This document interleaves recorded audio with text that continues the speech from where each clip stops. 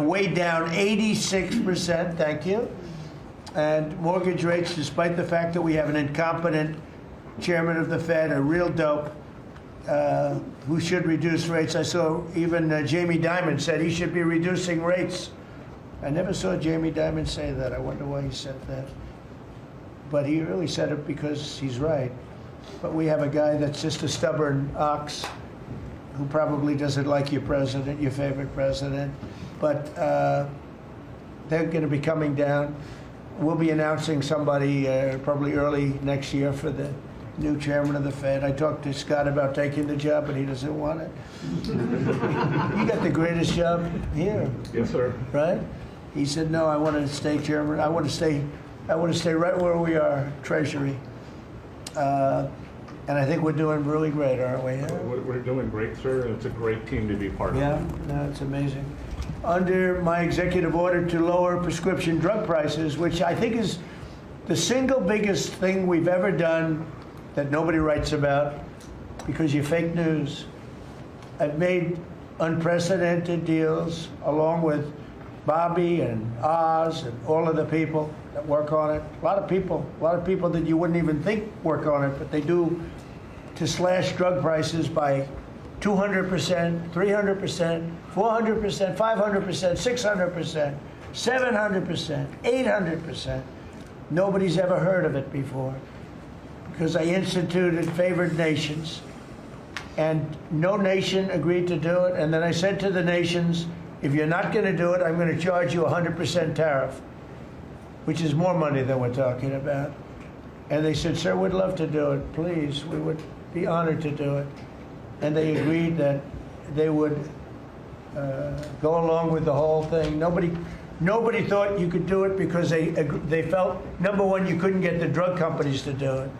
So we're paying, as an example, for the, let's call it the fat drug, F-A-T, for fat people. Anybody use it at the table? Don't ask. But the fat drug was $135. Think of that. For certain people, $1,300 for certain countries, $1,300 in New York. So in New York, it was $1,300. And in London, it was $135. And a friend of mine called me, he said, what is this? Why is it? He got used to paying $1,300. Well, now what we have it down to is, Bobby, what's the number? Like 150 or something? We have it down to a low number, don't we? Yeah, it's around 100, 125, 150. Think of that. So we got it down from $1,300 to $125 to $140, depending on various countries. In other words, we're paying the lowest price, tied for the lowest price in the world. It's, people said you could never do that because you couldn't get the countries to agree to it. I did. Every country agreed to it because I said, if you're not going to agree to it, that's okay, I'm going to charge you tariffs. And as soon as I said that, they said, we agree. And then we had to be a little tough with the drug companies, but they came along. The bigger problem was the countries. The countries just wouldn't go along with it, but they did, every country. So we have reduced drug prices by 500, 600, 700, 800, 900%, depending on the drug, depending on the company, depending on all of the different factors involved. Nobody's ever even thought of drug reductions like that, price reductions. And I told you the story that in my first term, I was so proud of myself because I reduced drugs. It was the first time in 28 years that drug prices were reduced. It was 1/4%, 1/4%. And I was so proud of myself. I said, it's the first time in 28 years that drug prices went down over the course of a year, over the course of a presidency. 1 year. 1/4%. I had a news conference. I was so proud. Now I got them down, not 1/4%. I got them down 400, 500, 600% and more. And the fake news won't write about it. And it's going to have a huge impact on healthcare because a big part of it's buying drugs, buying prescription drugs. It's going to have a huge positive impact because Obamacare is a disaster. I said it years ago, and I say it now, and the money should be paid, taken away from the insurance company. Obamacare was made to make the insurance companies rich. Their stocks have gone up 1,000% in a short period of time. because the money goes to the insurance company. I want the money to go to the people. Let all the money go to the people, and let the people go out and buy their own health care. And I see on television, people are advertising now, we will help you buy health care. We will go out and help you buy. That's becoming like an industry because of what I said. So something's going to happen. It's probably not going to be easy because the Democrats, frankly, they don't want to make a good deal for the people. They just want to make a bad deal for the country. They want to make a bad deal for the Republican Party. But the Republican Party is united, and I will say that what I would like to do is the money doesn't go, trillions of dollars get paid to drug companies, and you still have lousy health care. Obamacare is horrible health care. We want it to go to the people, and then let the people go out and buy their own health care, and they'll do great. They'll do great. So we're negotiating that now with the Democrats. Well, congressional Democrats want the largest tax hike in history. I proudly signed the largest tax cuts in American history with the Great Big Beautiful Bill. The Great Big Beautiful Bill, the biggest piece of legislation ever signed, and that includes the extension of the original Trump tax cuts. But it's the biggest tax cut ever signed, and it includes no tax on tips, no tax on overtime, and no tax on Social Security. Nobody's ever seen anything like it, so think of that. And in addition, you get, if you buy a car, this is great for our car industry because we have a lot of car plants. We're bringing back the automobile business. 60% of it was stolen because we had incompetent presidents or incompetent trade people. But 60% of it was stolen over the years, and now I think we're bringing it all back. I think we'll be bigger than we've ever been in the auto business. That's not even to mention AI, where we're leading China. You know, we're leading China by a lot. They're not going to catch us. We have to be smart, but if we're smart, they're not going to be able to catch us. They know that. They told me that. Next year is projected to be the largest tax refund season ever. And we're going to be giving back refunds out of the tariffs because we've taken in literally trillions of dollars. And we're going to be giving a nice dividend to the people, in addition to reducing debt. As you know, I inherited a lot of debt, but it's peanuts compared to the kind of numbers we're talking about. So we're going to be making a dividend to the people. And additionally, we're going to be able to reduce debt. And as time goes by, over the next 2, 3, 4 years, those numbers are going to go up. And I believe that at some point in the not too distant future, you won't even have income tax to pay, because the money we're taking in is so great, it's so enormous, that you're not going to have income tax to pay. Whether you get rid of it or just keep it around for fun or have it really low, much lower than it is now, but you won't be paying income tax. We've slashed $1 trillion in costly job-killing regulations, saving Americans an estimated $2,100 for a family of 4. The Biden administration was the exact opposite, but times 4. They went up $6,000. We went down $2,100. Think of that. To bring down energy, electricity, and utility prices, I ended the Green New Scam. They call it the Green New Scam, one of the greatest scams in the history of our country. They talked about global warming and all that crap, and what they've done to this country. What they've done by allowing 25 million people into our country, many of whom are criminals, many of whom, 11,888 are murderers, and we have to get them out, and we're doing it. We're doing it. I think what the job that our law enforcement groups are doing, Christy, you and Tom and everybody, amazing. What you're doing is amazing. I terminated the insane electric vehicle mandate. And look, some people that make electric cars weren't happy with that. But we have to do that because you have to have a choice, whether it's a gasoline-powered car, and we have so much gasoline. You know, China doesn't have gasoline. We do. And whether it's a hybrid, which really are working really well, the combination of electric and gasoline-driven. But we, everybody was supposed to, by 2030, everybody had to own an electric car under the Biden stupidity. And not everybody wants to do that. I like electric cars. I like all cars. They're all good. They all have reasons. But you want to be able to go and buy what you want. I imposed historic tariffs that are now bringing in so much money that nobody's ever seen anything like it. And countries that were ripping us off, including allies, but they were ripping us off for years. I won't use the names. I won't mention Japan. I refuse to mention South Korea. I will not mention names. But they were ripping us off like nobody's ever been ripped off before, and taking horrible advantage of your country. But now we're making a lot of money. We're making a lot of money because of the tariffs that are pouring in. And it's really national security. Among everything else, it's national security. We've also rapidly turned the worst border crisis in world history. I believe we had the worst border ever in history. I don't care if you had a fourth world country. You know, we allow third world country in.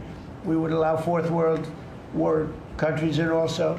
It doesn't matter. There was never a border that was as bad as our border. We allowed anybody in with no checks, no vetting. So we've rapidly turned the worst border crisis in world history into the strongest border in the history of our country, and probably one of the strongest borders in the history of the world, because we have nobody coming through. And I want to thank our people. The Border Patrol is so amazing, ICE, and I want to thank the military for the backup, because they're standing right behind them, and that was really nasty for a period of months, and now it's no longer nasty. Now they don't even come up. Nobody comes up. It's an easy job. It made your job a lot easier because they know they're not going to get through. And we take people in, but they have to come in legally. For 6 months in a row, 0 illegal aliens have been admitted into the United States. You believe that? 0. We had millions of people coming in a year, millions. Now we have 0 for 6 months, and these are given by radical left people that do the numbers. I mean, they're not doing me any favor. They're being we don't have our net numbers are unbelievable. But we had 0 people in the last 6 months. Illegal border crossings along the U.S.-Mexico border have plummeted to the lowest level ever recorded. And nobody talks about that anymore. You know, it's crazy. They don't talk about it. You think they'd say, well, Trump's done a great job at the border. This country is being destroyed by the border. But you always find something new, like, is he in good health? Biden was great, but is Trump in good health? I sit here, I do 4 news conferences a day. I ask questions from very intelligent lunatics, you people. And I give the right answers. There's never a scandal, there's never a problem. I give you answers that solve your little problems. You go back and you can't find anything, but you do stories about Biden was in wonderful health. The guy didn't do a news conference for 8 months. If I go one day, I had one day where I didn't do a news conference, there's something wrong with the president. You people are crazy. I'll let you know when there's something wrong. There will be someday. That's going to happen to all of us. But right now, I think I'm sharper than I was 25 years ago, but who the hell knows? By the way, I took my physical. I got all A's, everything. But they said to me, would you like to take a cognitive test? I said, is it hard? They said, yes. I said, well, I'm a very smart person. Who was the last president to take one? No president has ever agreed to take one. Because when you get into the mid-questions, meaning, 10, question number 10, 11, 12, 28, 30, they get harder and harder. And they said, would you like to do it? I said, well, no reason to do it. Nobody's ever done it. I'll do it maybe, but there's really no reason. They said, sir, the problem is this is Walter Reed Hospital. And that's a military hospital. And that means that things are, sort of open. It's not like private where you have, if you do poorly, we'll have to, probably you'll find out. I said, I won't do poorly. I'm a smart person, not a stupid person. And as the doctor will tell you, I aced it. Right, Susie? I aced. I got every question right. And these are tough questions. These are questions that I would say 99% of the people that I'm talking to right now, meaning the people from the fake news, would not do well in those exams. But I'm the only one that took it. I got every single question right. And then I read in the New York Times, is Trump sharp? Trump is sharp. But they're not sharp. That's why they're going out of business, the New York Times. I hear that they're losing so much money, it's ridiculous. They're a bunch of fakers. But we have, we can never let another thing happen like what happened to us with a fake election, with a rigged election, where a guy like Joe Biden assumes the presidency.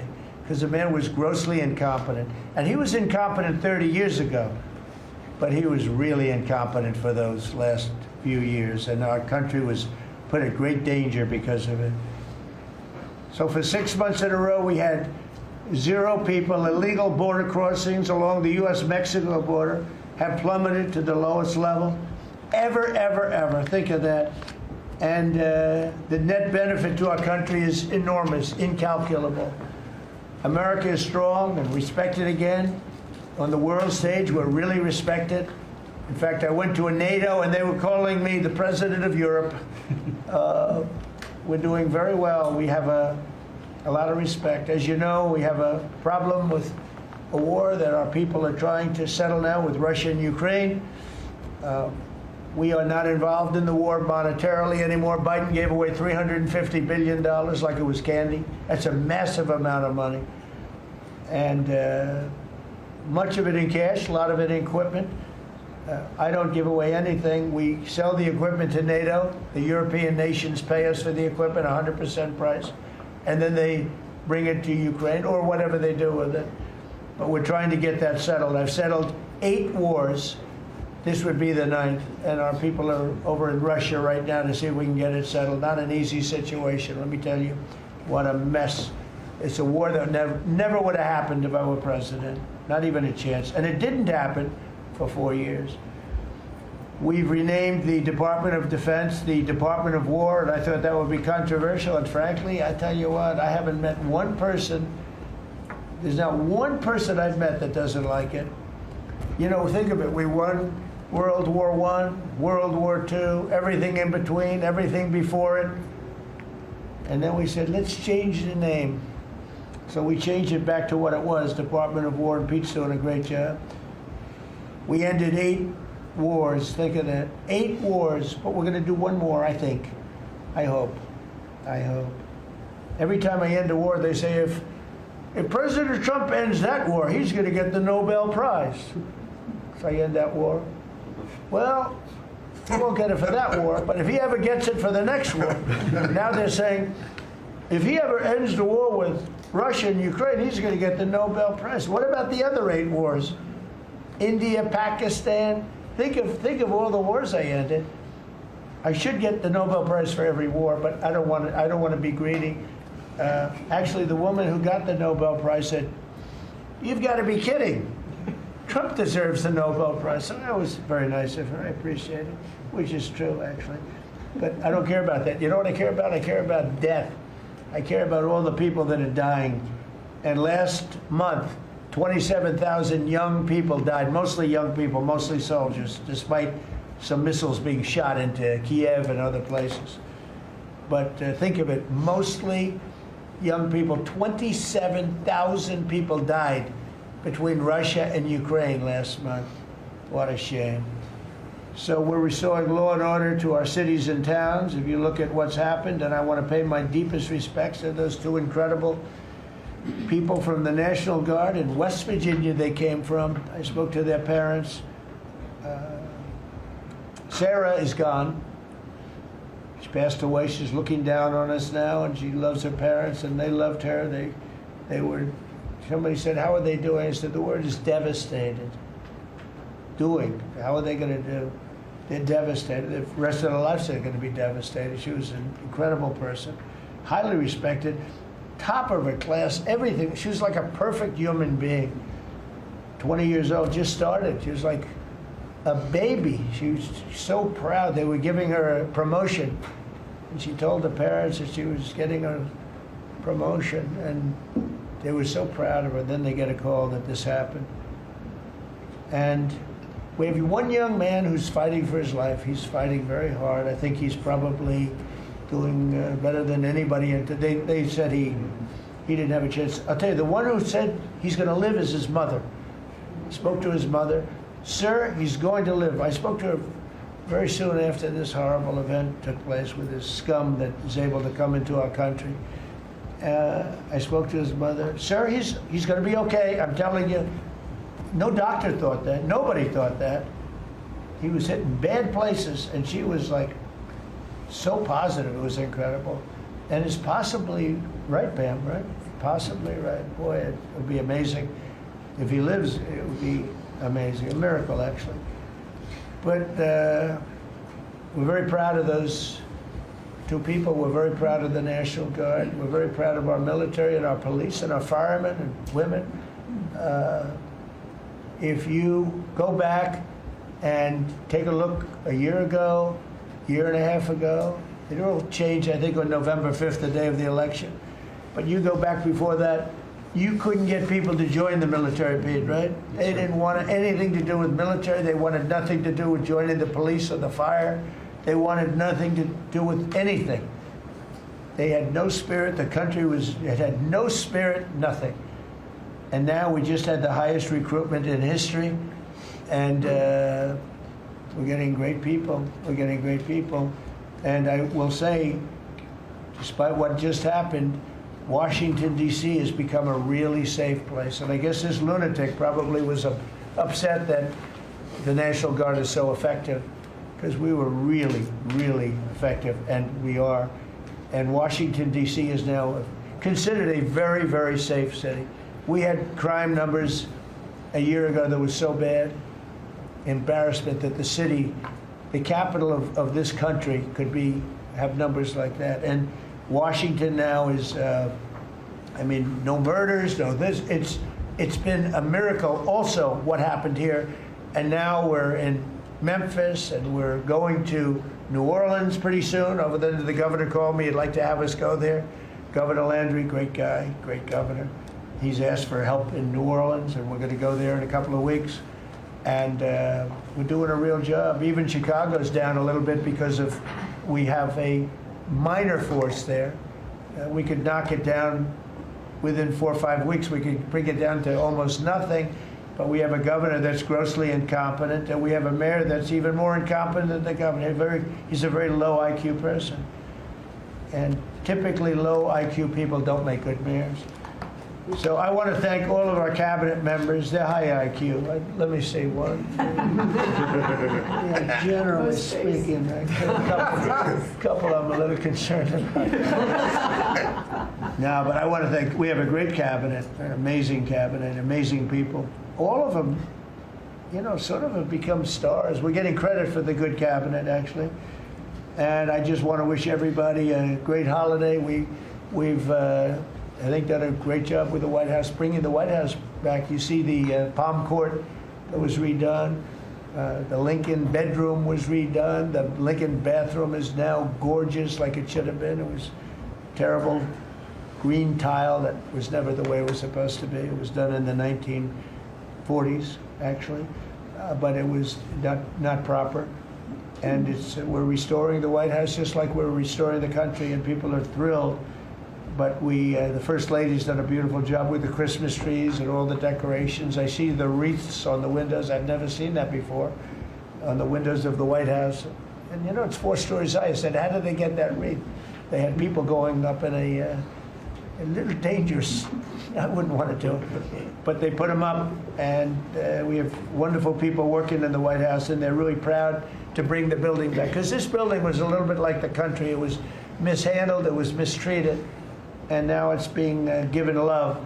And we're building one of the great, I think, maybe the greatest ballroom. We needed it for 150 years. They've been asking. You see the trucks and cranes and excavators in the background, and you hear them, and every time I hear them, I love the sound.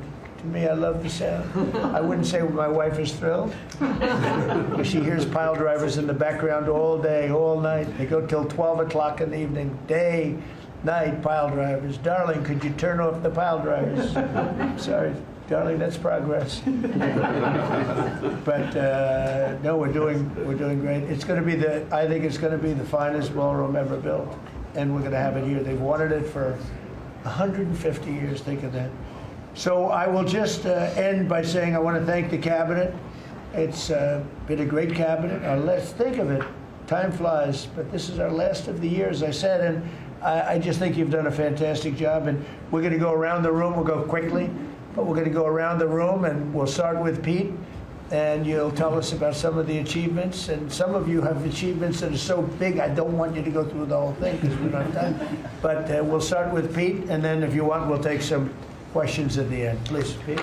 Well, thank you, Mr. President. As you said, it has been a historic year at the Department of War.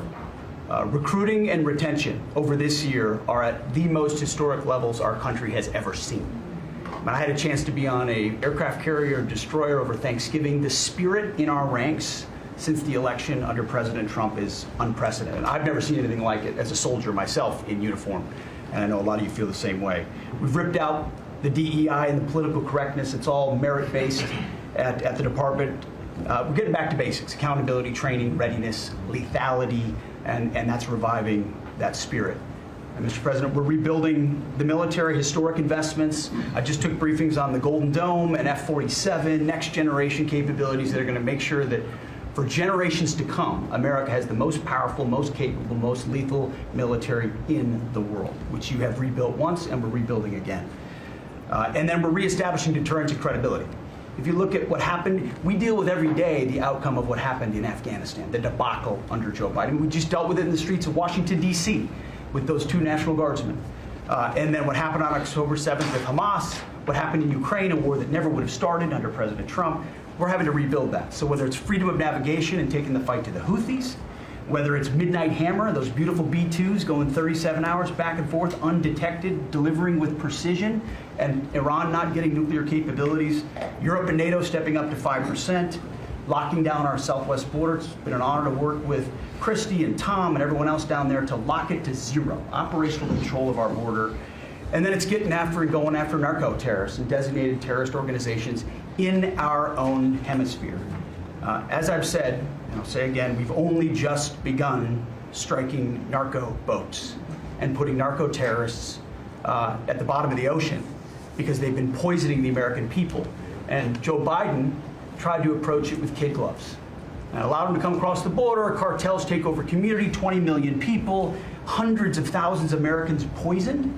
And President Trump said, no, we're taking the gloves off. We're taking the fight to these designated terror organizations, and that's exactly what we're doing. So we're stopping the drugs, we're striking the boats, we're defeating narco-terrorists, and we're standing... And you may say one thing, that drugs coming in through the sea by sea are down 91%. And I don't know who the 9% is. I'm not sure either, sir, because... But down 91% by sea. We've had a bit of a pause because it's hard to find boats to strike right now, which is the entire point, right? Deterrence has to matter, not arrest and hand over and then do it again, the rinse and repeat approach of previous administrations.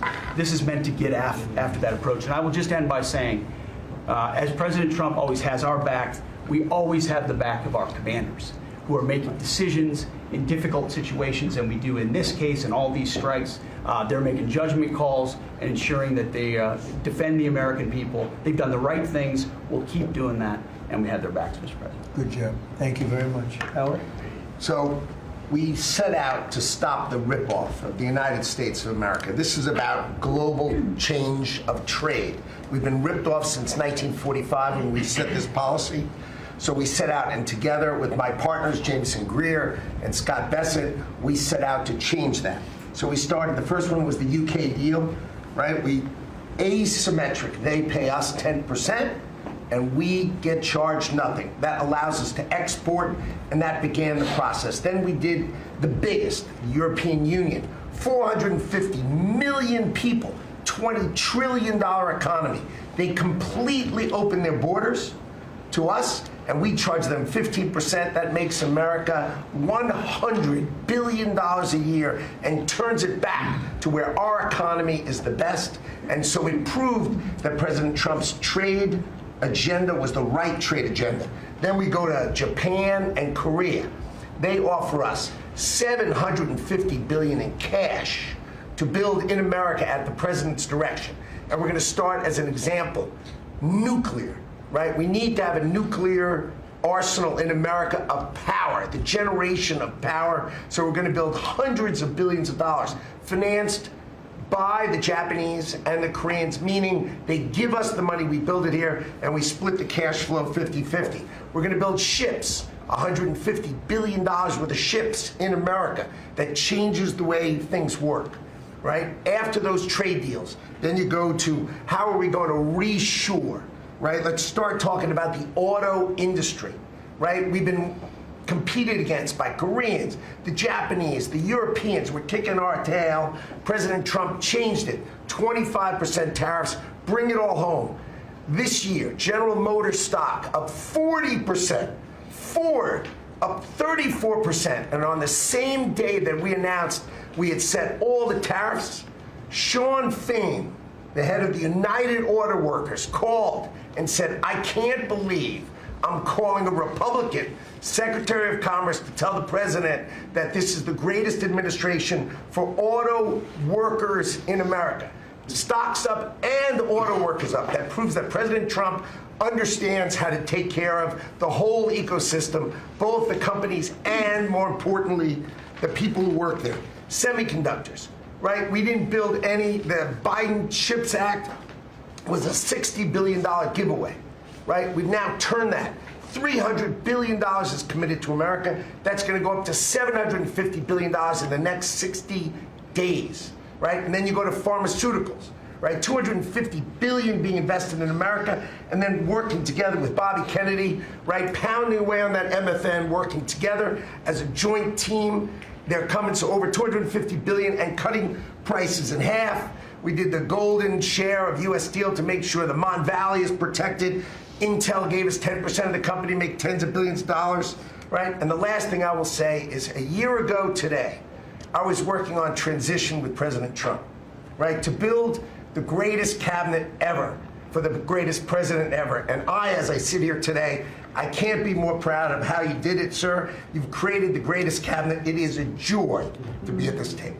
You know, one thing we will mention, so they came to see me from Intel, and they had a problem. I said, look, we'll fix your problem, but I think the United States is entitled to 10% of your company.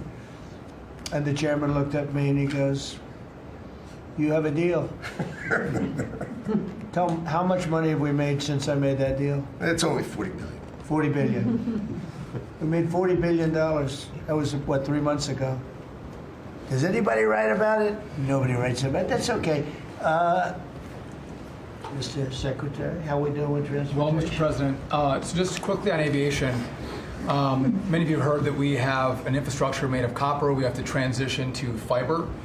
The last administration said it was going to take more than 10 years to complete the transition from copper to fiber. They had no plan to actually do it. We have already completed a third of this transition from copper to fiber. Now it's going to take longer for us to go from analog to digital.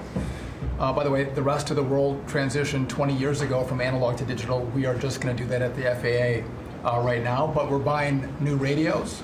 We're going to buy new radar. By the way, those radar are going to be made in America, Mr. President. This phase of the operation will be completed by the time you leave office. It's 3 years. I do need another $20 billion, Congress, to start the second phase, which is really important, and we'll try to get that done also in that 3-year time period, but we need the money, critically important. With regard to commercial driver's license, I think we've covered a lot the crashes that have taken place around the country, and what we found is there have been states that have issued commercial driver's license to foreigners, and they've gone through sham schools, and they're not safe on American roadways. And so, in partnership with Secretary Noem, we have driven those numbers down. We got California, Gavin Newsom, to revoke 17,000 unlawfully issued licenses. We've closed down half of the fake schools that give out these fake licenses, all critically important. Governor Tim Walz of Minnesota gave 33% of these licenses unlawfully. People that should never have a driver's license driving a big rig on American roads, endangering the American people, shameful. We've cleaned up Union Station here in D.C. per your directive. We're going to rebuild Penn Station in New York. We're going to break ground at the end of 2027, get that project operational. And, Mr. President, a lot of us, I fly commercially, I fly back by the bathrooms. I don't know why that happens. They put me in the back. We've asked Americans to bring their better selves, to bring civility back to travel, to say, listen, let's say please and thank you. And if you have someone's pregnant on your flight and you're as strong as Pete is, well, pick up the bag and help her put it in the overhead bin. Let's be nice to each other, is what we've asked. Maybe not wear pajamas or slippers on the airplane. And I think it's been received fairly well, and I think we can all have a better travel experience when we do that. And just the last point I'll make is there was a big football game where the Merchant Marine Academy that falls under DOT actually beat the Coast Guard with Christy Nome. We beat them by 1 point, and so we're very proud of that. And, so well done, Kings Pointers. So a little bit in a nutshell, we're rebuilding the air traffic control under boot edge. It's supposed to be boot edge. Who's another grossly incompetent person. He'd get in his bicycle right to work. And he was just terrible. What they do is they take the fiber optics and they take fiber trying to hook it into copper. And fiber and copper don't mix. You can't do it. But people knew that for the last 30 years since they started doing the fiber. And they spent billions of dollars, and it didn't work. And you saw that by the helicopter crash. You saw that by Into the Plane. You saw that by a lot of things. So we're doing a brand new air traffic control system, and it's going to be the best, and it's going to be from top to bottom. And we have the 3 top companies in the world bidding on it. And it's going to be one bid, and we're going to have one company responsible, and it'll be the best system. And it's going to make this. Look, our skies are safe. Otherwise, we wouldn't let people fly. But we're going to have the safest skies. We're going to have the best system anywhere in the world. We're also going to rebuild Dulles Airport because it's not a good airport. It should be a great airport, and it's not a good airport at all. It's a terrible airport. It was incorrectly designed with a good building. Actually, it's got a beautiful terminal. Saarinen was the architect, one of the greatest architects in the world at the time. A great architect. And so they have a great building and a bad airport. But we're going to turn that around, and we're going to make Dulles Airport, serving Washington and Virginia, Maryland, etc. We're going to make that into something really spectacular. We have an amazing plan for it. And other things, but you're doing a really good job. I appreciate it. The people movers of Dulles, we had a crash recently. So we're going to announce that later today, a request for bids on this. But again, it's a not a great airport, which we can make great in this administration, Mr. President. We have a design that's amazing for Dulles. It's going to take Dulles and make it a really bad. It was a badly designed airport. We're going to make it into as good as there is in the country. It'll be exciting. Okay, please. All right. Well, Mr. President, it's good to be here at this meeting because in 1 year you can look around the table and see the change. And I think one of the biggest changes is how this cabinet works together. And I want to start there.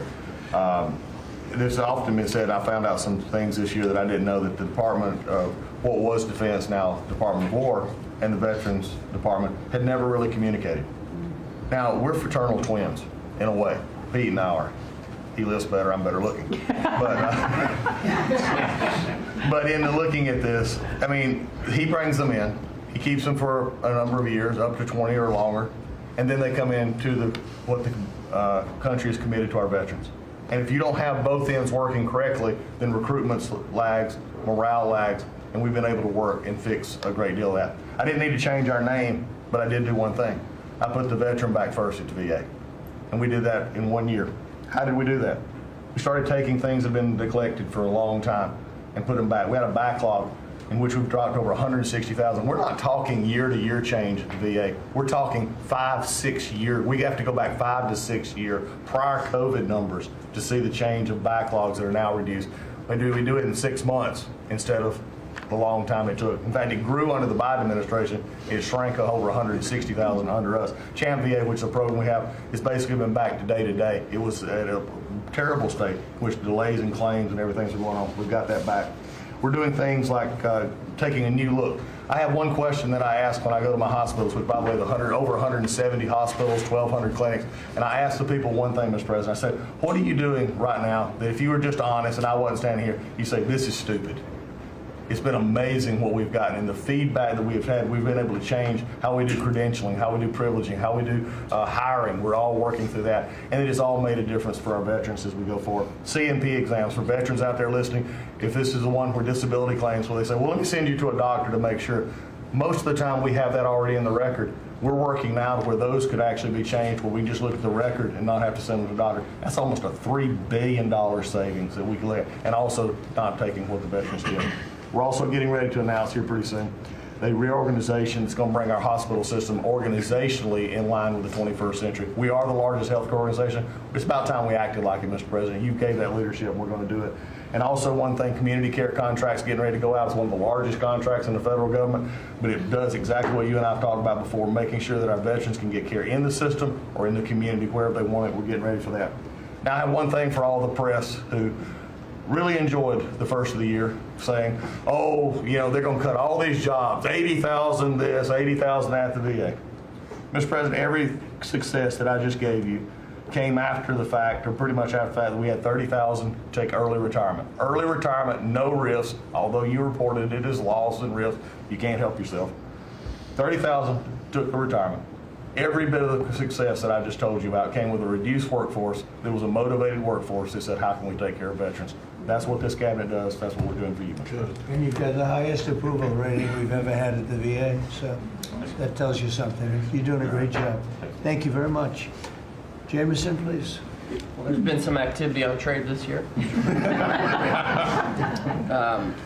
You know, for about 75 years, we had a system, global trading system, that was premised on the United States having totally open borders, right? Not just on immigration, but on goods and services, and everyone else generally kept higher tariffs, higher non-tariff barriers, et cetera. Obviously, the outcome was we had a huge trade deficit. You took it head on. You gave all of us who work on the file a lot of leverage. So we spent the past 10 months or whatever we've been doing now just going around the world and flipping the script.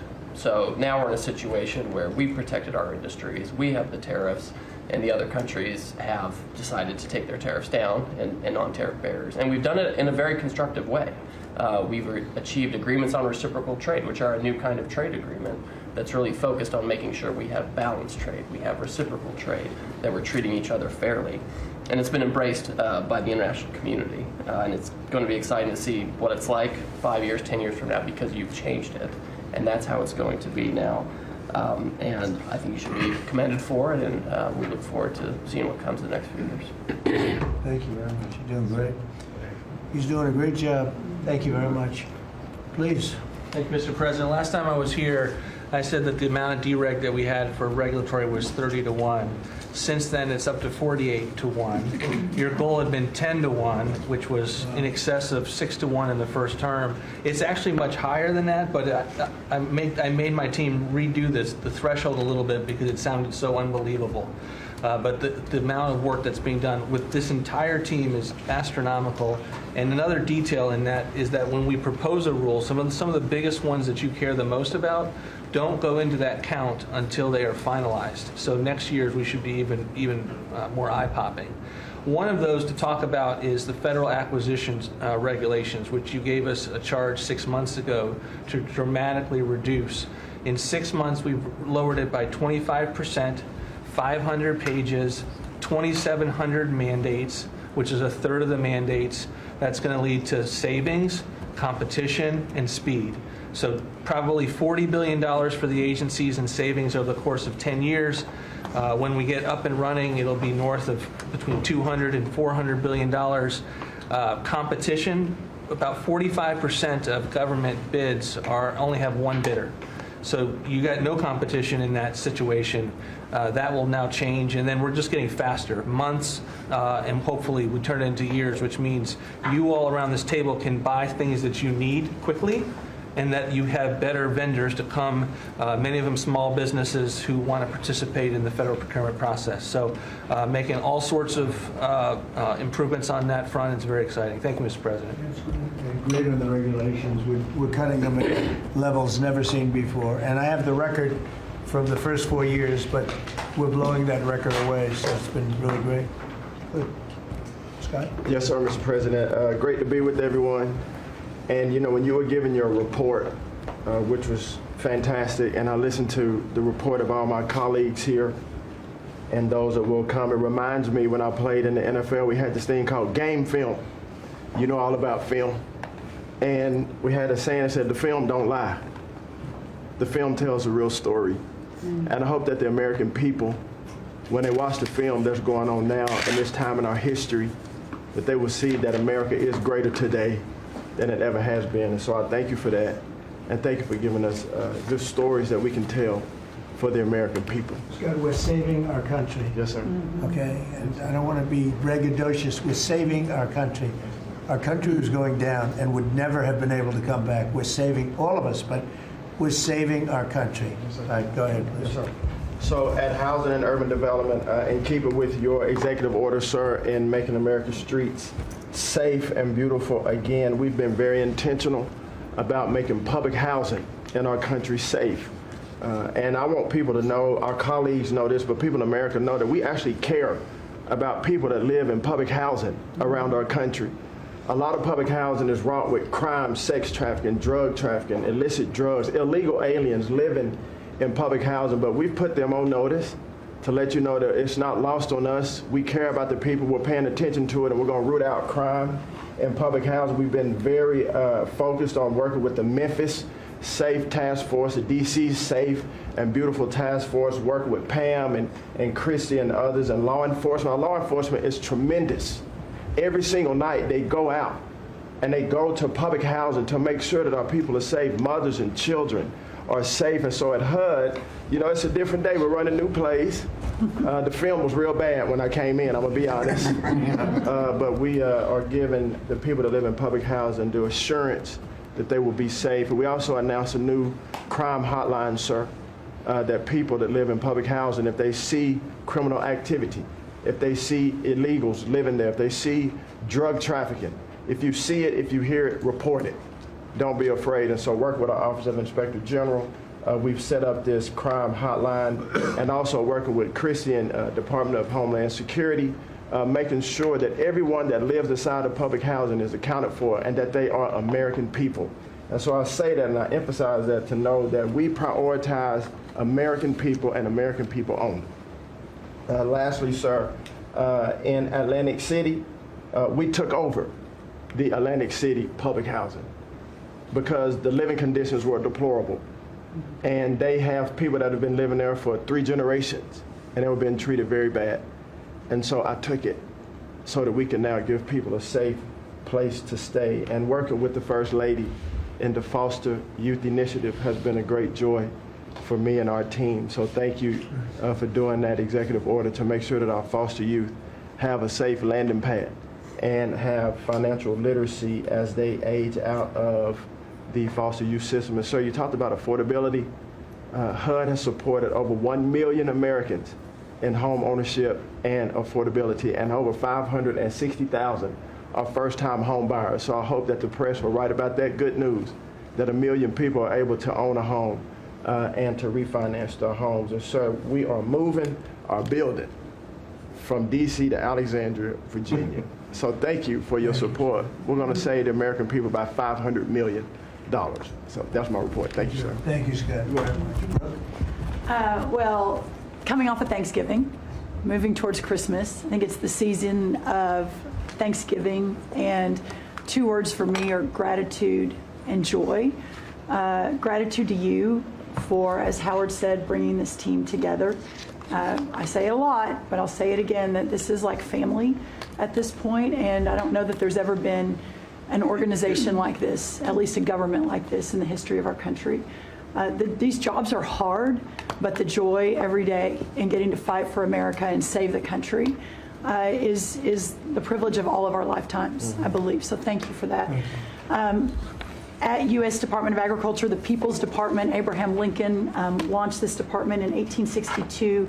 But under your leadership, we have finally, again, put farmers and ranchers and rural America first.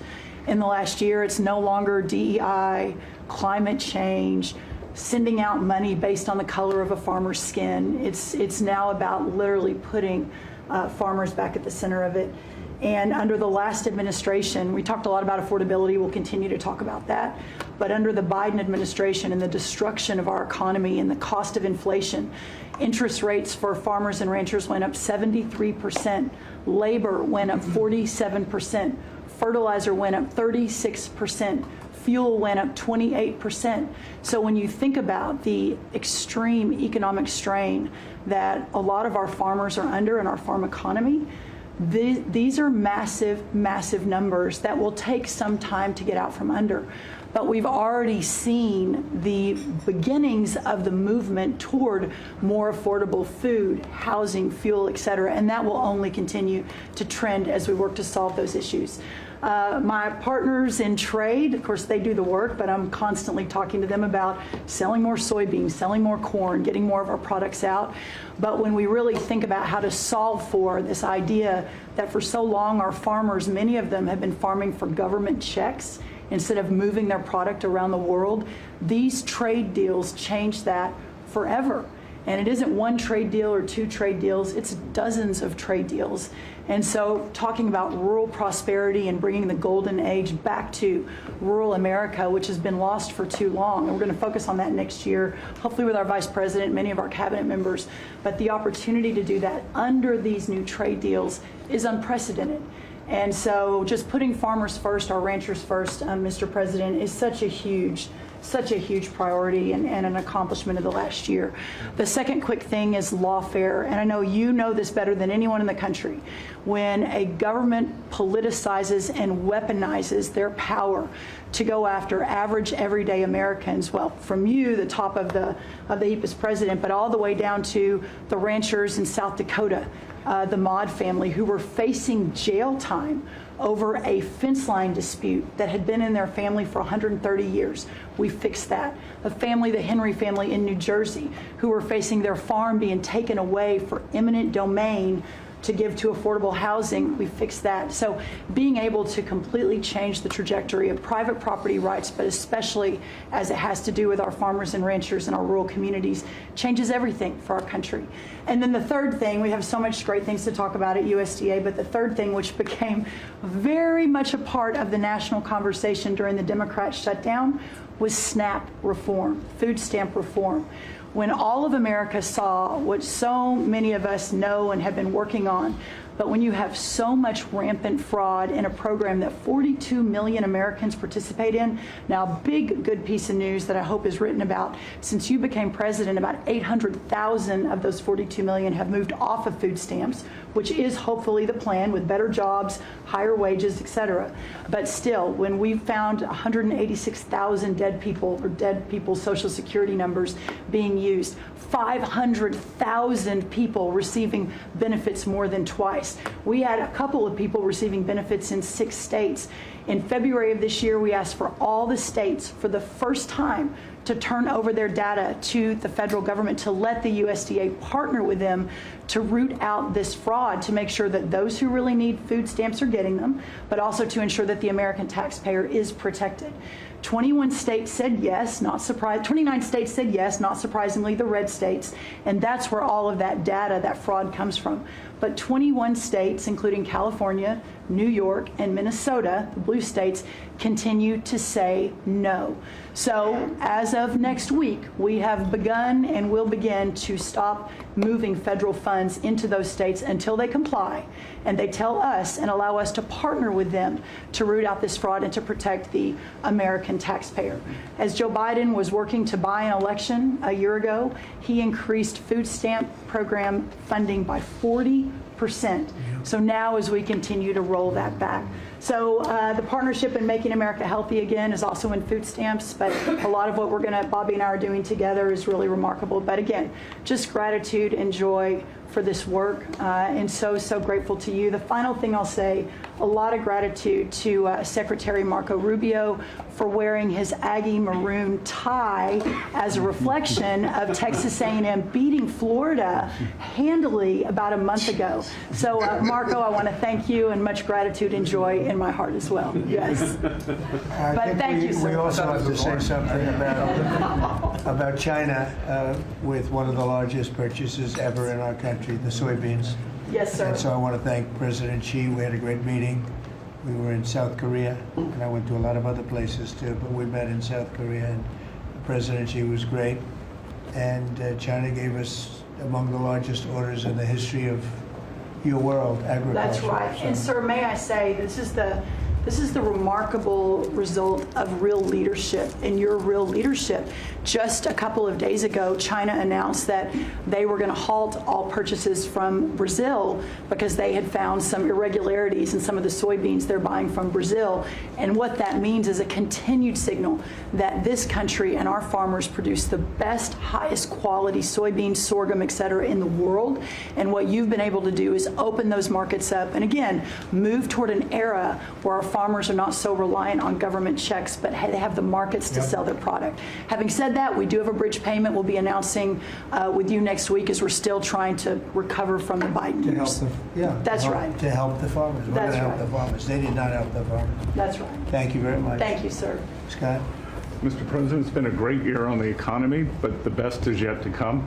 The tens of trillions of dollars that have come in investment, both the portfolio investment by companies, investment by countries, that is turning into a CapEx boom for the U.S. Capital expenditures up 15% in history. When CapEx is up, jobs will follow.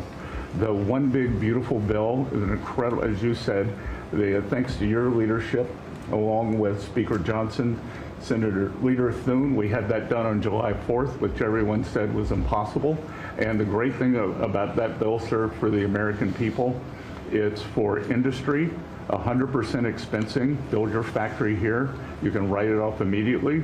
But you also insisted on the 4 benefits for working people: no tax on tips, no tax on overtime, no tax on Social Security, auto deductibility for American cars, and that is retroactive. So as a result, in 2026, we are going to see very substantial tax refunds in the first quarter. So the best way to address the affordability crisis is to give Americans more money in their pockets, which is what this bill has done. We're going to see real wage increases. I think next year is going to be a fantastic year. Taxes, deregulation, energy certainty. That's why everyone with your leadership is coming to America.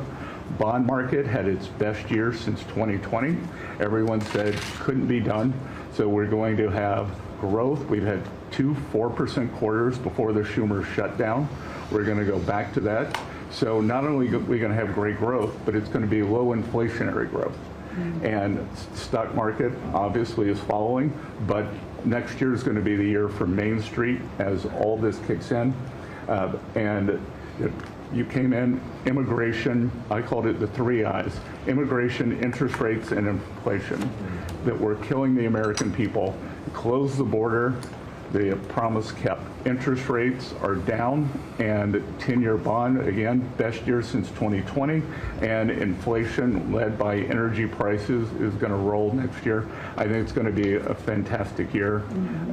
We can look back, be very proud of this year, but I think 2026 is going to be great for the American people, thanks to you. It's going to be great. Thank you very much.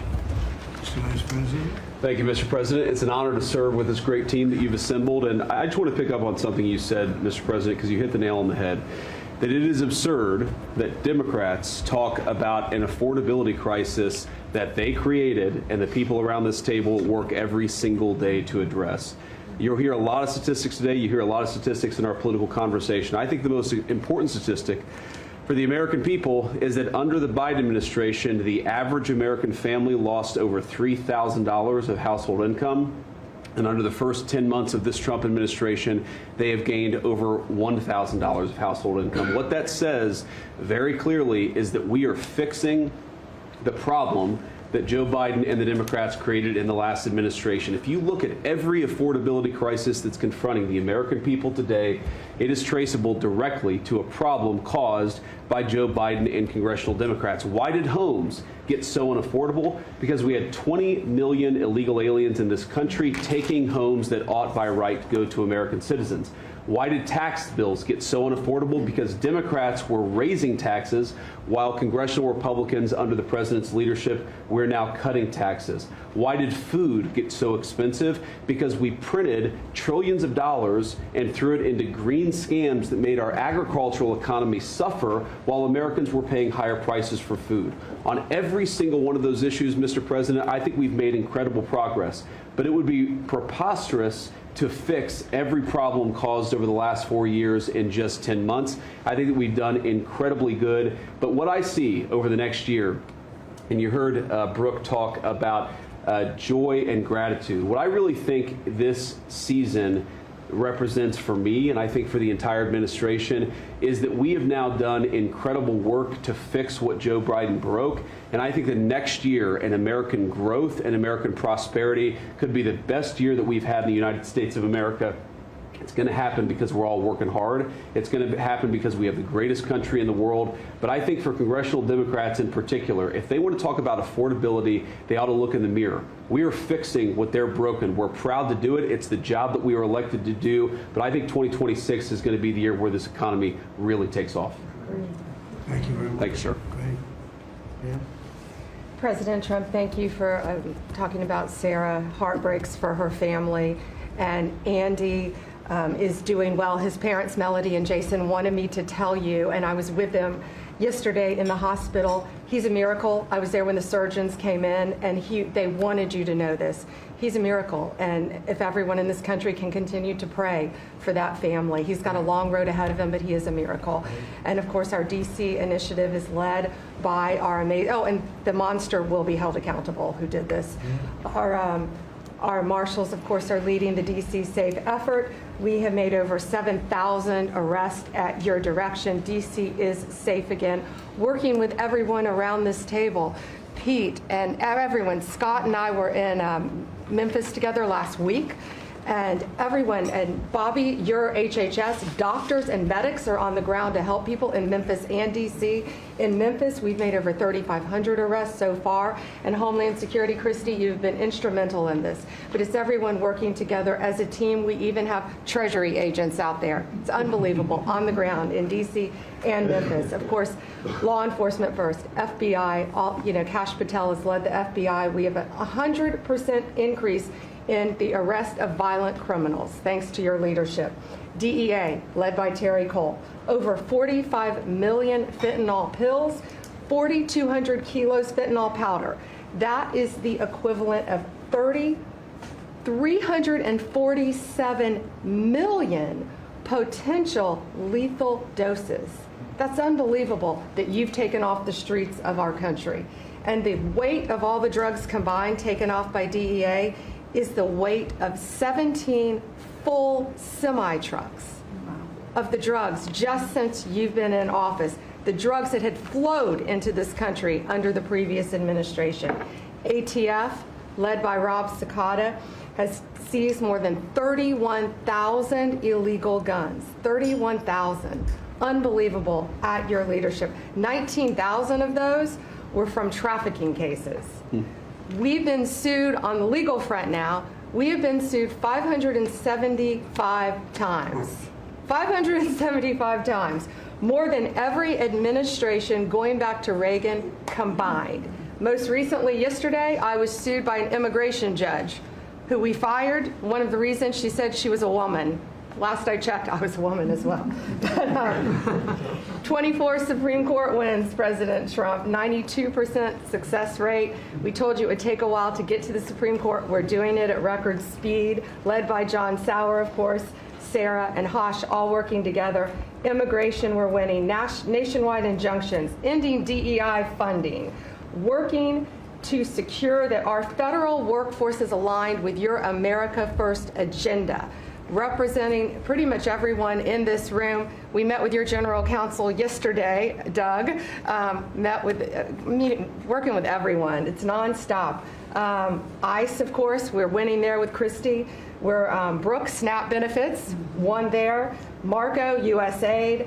Pete, National Guard, of course, going nonstop. Our U.S. attorneys are fighting violent crime, working around the clock to make America safe again, which was your directive. Our Civil Rights Division, suing Gavin Newsom 3 times now, Prop 50, keeping boys out of girls' sports and in-state tuition for illegal aliens. We've sued over election integrity. We are litigating major universities with Linda. Thank you, our Civil Rights Division, for everything that you've done to end DEI in our schools. Our Civil Division fighting sanctuary cities every single day. And of course, our Antitrust Division with Google, major settlement. Our attorneys are working on terrorism, TDA, MS-13, Antifa, President Trump. We've charged more than 500 defendants with assault on federal officers thanks to your directive. And also, we have dropped countless cases against Americans that were prosecuted under the Biden administration, including J6, COVID, FACE Act, and more. And as everyone knows, we cannot talk about pending grand jury investigations, but no one is above the law, and that includes what happened in Arctic frost. I hope everyone has a very Merry Christmas, Happy Hanukkah, and Happy Holidays. Thank you for fighting for our country. Thank you. Thank you very much. Please, Laura. Well, thank you, Mr. President. Thank you for allowing me to be at this table. When I came on board, I knew really none of you in this last year, and it's been a year, Mr. President, since I've had the pleasure to serve this country on the workforce. Everybody said the Department of Labor would be quiet, fly under the radar, you won't have to do too much. Absolutely not, because you made the American people realize the American dream is real for the American workforce. And it's been under your leadership, Mr. President, that over 2 million jobs that has been created since you started have been native-born workers. And that is the difference between this presidency, this administration, as opposed to the Biden administration, where mostly foreign-born or federal government jobs. And I think through the private sector, over 2 million jobs of native-born. And so the Labor Department has wasted no time in putting that into action with our Make America Skilled Again, either grant dollars, but the intentionality of the apprenticeship program, 1 million active apprentices across this country. We have done over 250,000 new apprentices so far in the first year and registered over 2,000 new apprenticeship programs. Why do we need the apprenticeship programs with the men and women in the trades? Because of the leadership of onshoring and reshoring, and have a lot of these companies reinvest in America. We have to build this country. We cannot do that without the tradesmen and women and the craftsmen of this country. And I think that, Howard and I, we talked about that from the beginning, and we're going to have to lean in on that because we need the labor force, 700,000 new skilled jobs with electricians, construction workers, machinists, and so forth. And as I traveled with the Vice President as well, we see that on the manufacturing floors of this country, they're in desperate need.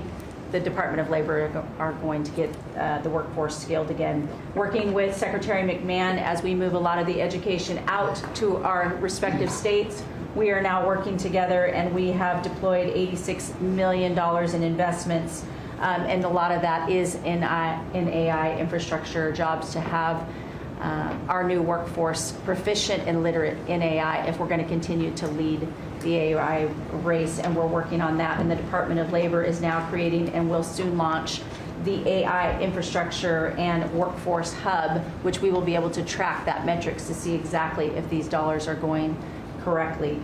Integrating education and workforce with, obviously, Administrator Loeffler and I are on the road a lot together because we're talking about Main Street as well as a lot of the manufacturing jobs, and how we're being an ally to our businesses as opposed to an adversary.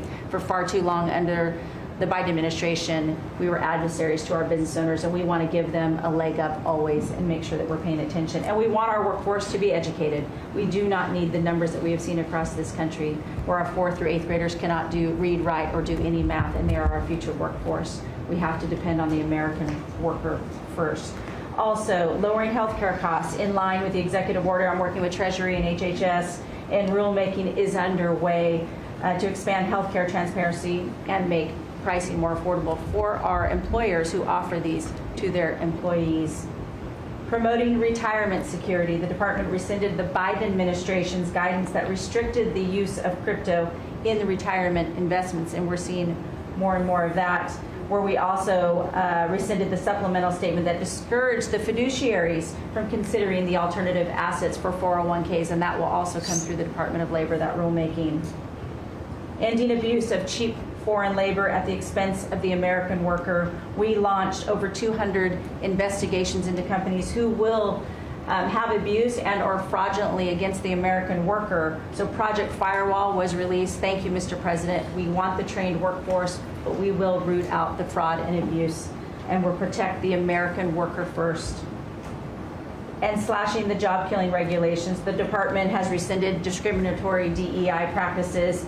And I will tell you, reducing compliance costs for businesses, as it was for DEI, has saved American businesses nearly $1 billion this year by just getting rid of DEI for that compliance cost that they've had to do. So, Mr. President, continuing to skill the American worker, the American workforce is going to be my mission. We have to do it faster. We have to do it quicker. We have to build so that the American people can realize that American dream that you have laid out so eloquently. And it's an honor to serve under this administration and to talk to the American workers who believe in the American dream again, the pride on their faces, the pride of the American worker, the skilled men and women who build with their hands. It's an honor. So thank you, and Merry Christmas. Very good job. Thank you very Thank you.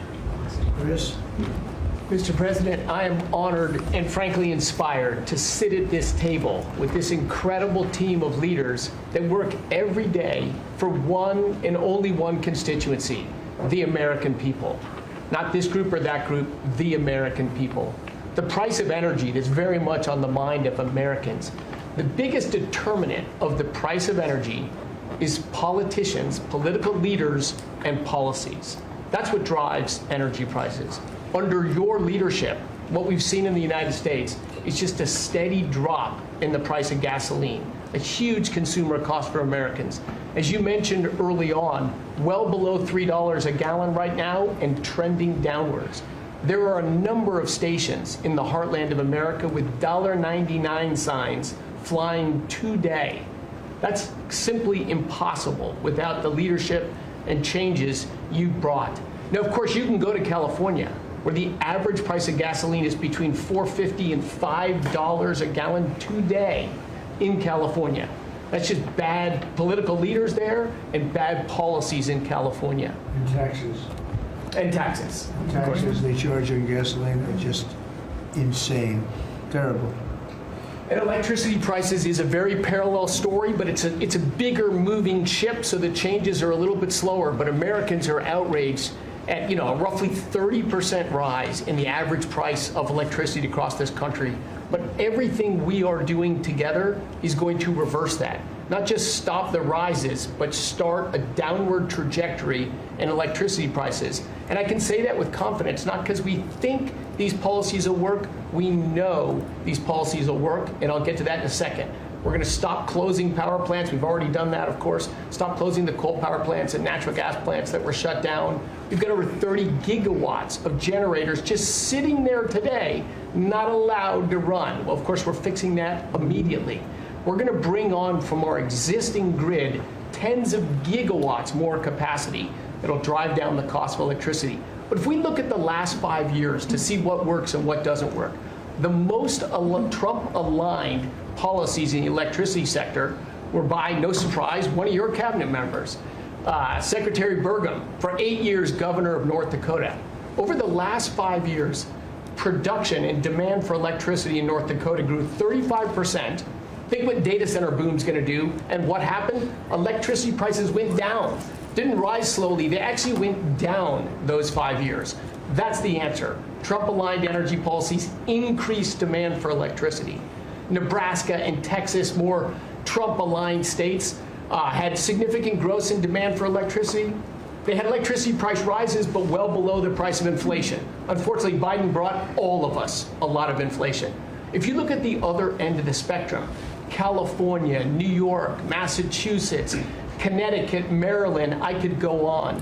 What happened in those states? Policies and politicians that force the building of unreliable electricity generation, which requires new infrastructure and transmission lines. And what happened?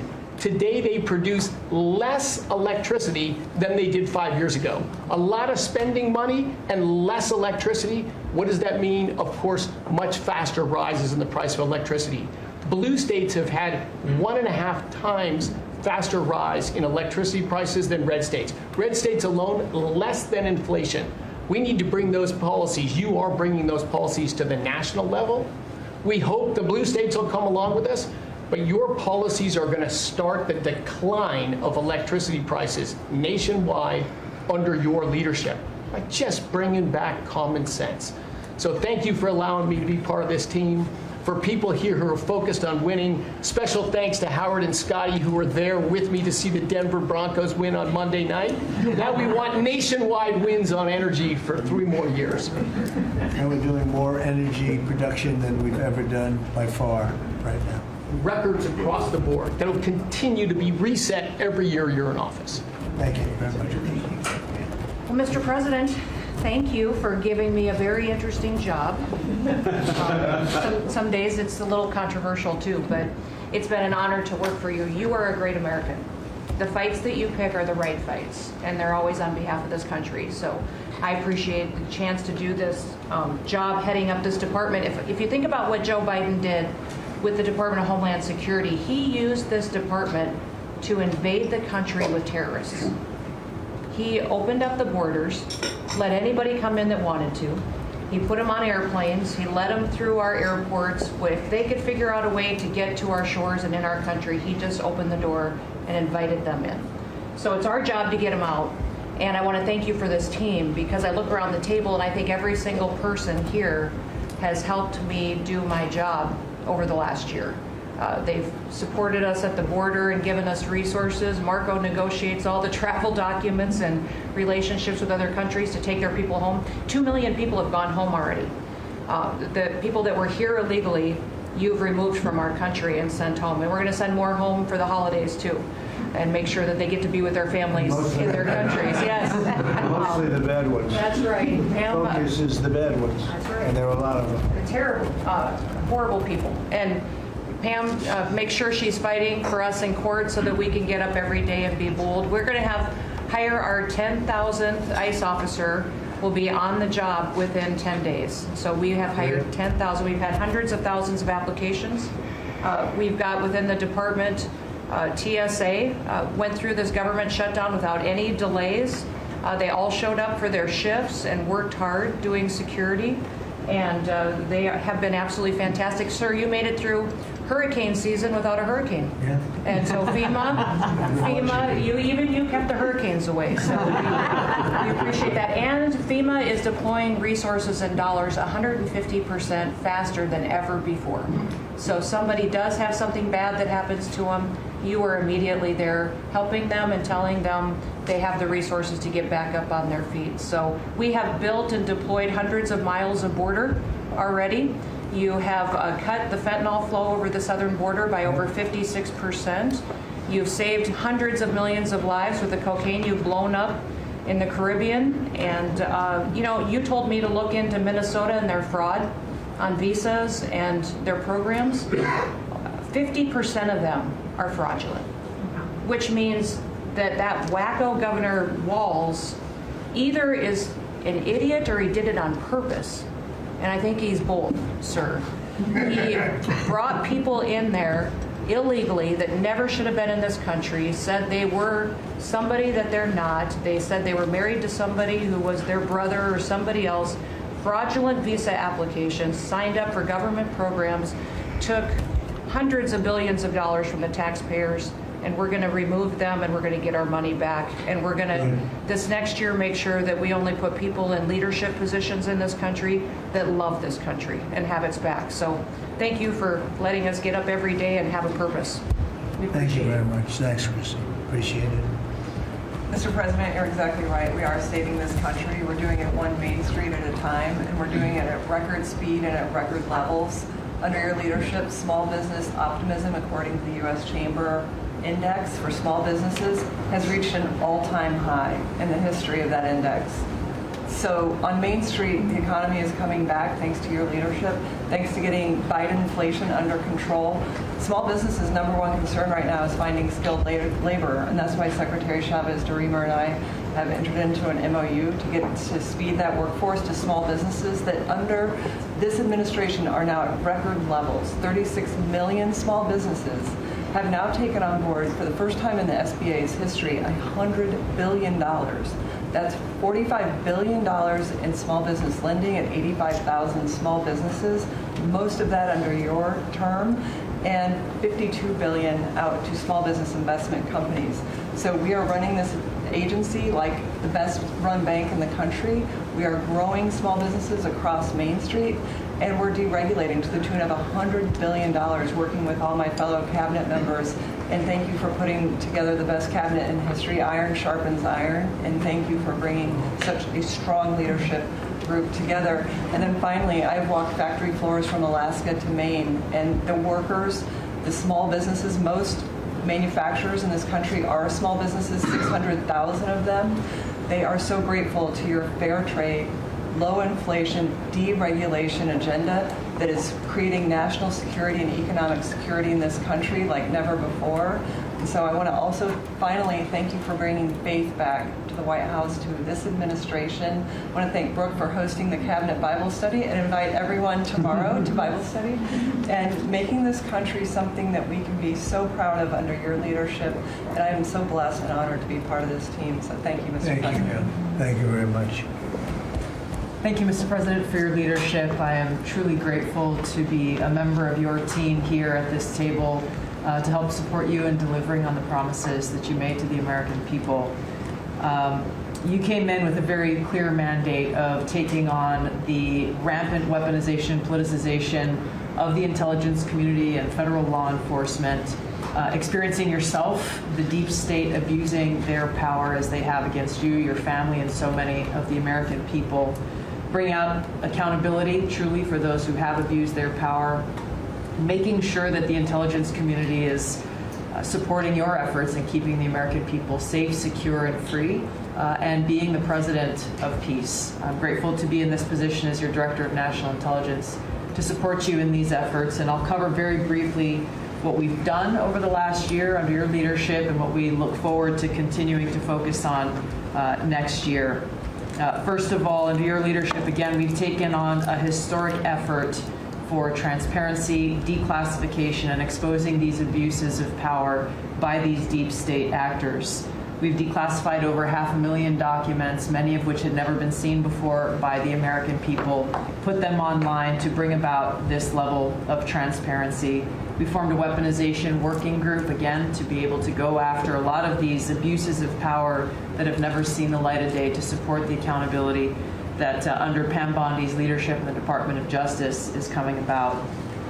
Secondly, bringing about reforms to the intelligence community to make sure that we have the most effective and efficient and focused workforce that's really working on bringing about the priorities you have laid out in ensuring our country's security. And lastly, Mr. President, working with many of our partners here around the table is going after these domestic threats. We have threats coming from both Islamist ideology as well as Islamist terrorists, foreign terrorist organizations, and those who seek to do harm to the American people, many of whom were let in across our borders under the previous administration. We are focused on these tasks and this imperative for the American people, and just appreciate your leadership, Mr. President, in empowering us to be able to conduct this service. Merry Christmas. Thank you very much. Merry Christmas. That's right. Merry Christmas. Say it loud and clear. Lee? Mr. President, your team at the Trump EPA has been crushing it all year to fix the big mess that we inherited and deliver amazing results for the American people. I've had the opportunity to visit all 50 states since confirmation earlier this year, and to hear from real people where they meet, where they live, and to bring their great ideas and their asks back to us to be able to deliver for them. At the Trump EPA, we have proven that you can both protect the environment and grow the economy. On the environmental front, since you were sworn in earlier this year, we have averaged a big environmental accomplishment every single day. On the 100th day, the 200th day, the 300th day of your presidency, each time we released a list of our top 100 environmental accomplishments. That has included a historic LA wildfire cleanup that you ordered us to complete in record time, which we did, and the Army Corps, under the leadership of our great Secretary of War, did their part as well. The federal government completely did all of the work needed to allow these residents and businesses to be able to rebuild, but poor leadership at the local and state level, unfortunately, is still resulting in these property owners unable to rebuild, and it's wrong. We also were able to reach an agreement with Mexico to be able to implement a plan to permanently end a decades-old raw sewage crisis on the southern border with Mexico. And Secretary Rubio and his team, Chris Landau, Ambassador Johnson, they've been amazing to get that done. On the deregulatory front, we have proudly launched a massive blitz that amounts to the largest deregulatory effort by any agency in the history of the United States. To put some perspective on it, in 1 year, at one agency, we will do more deregulation than entire presidencies have done across all agencies.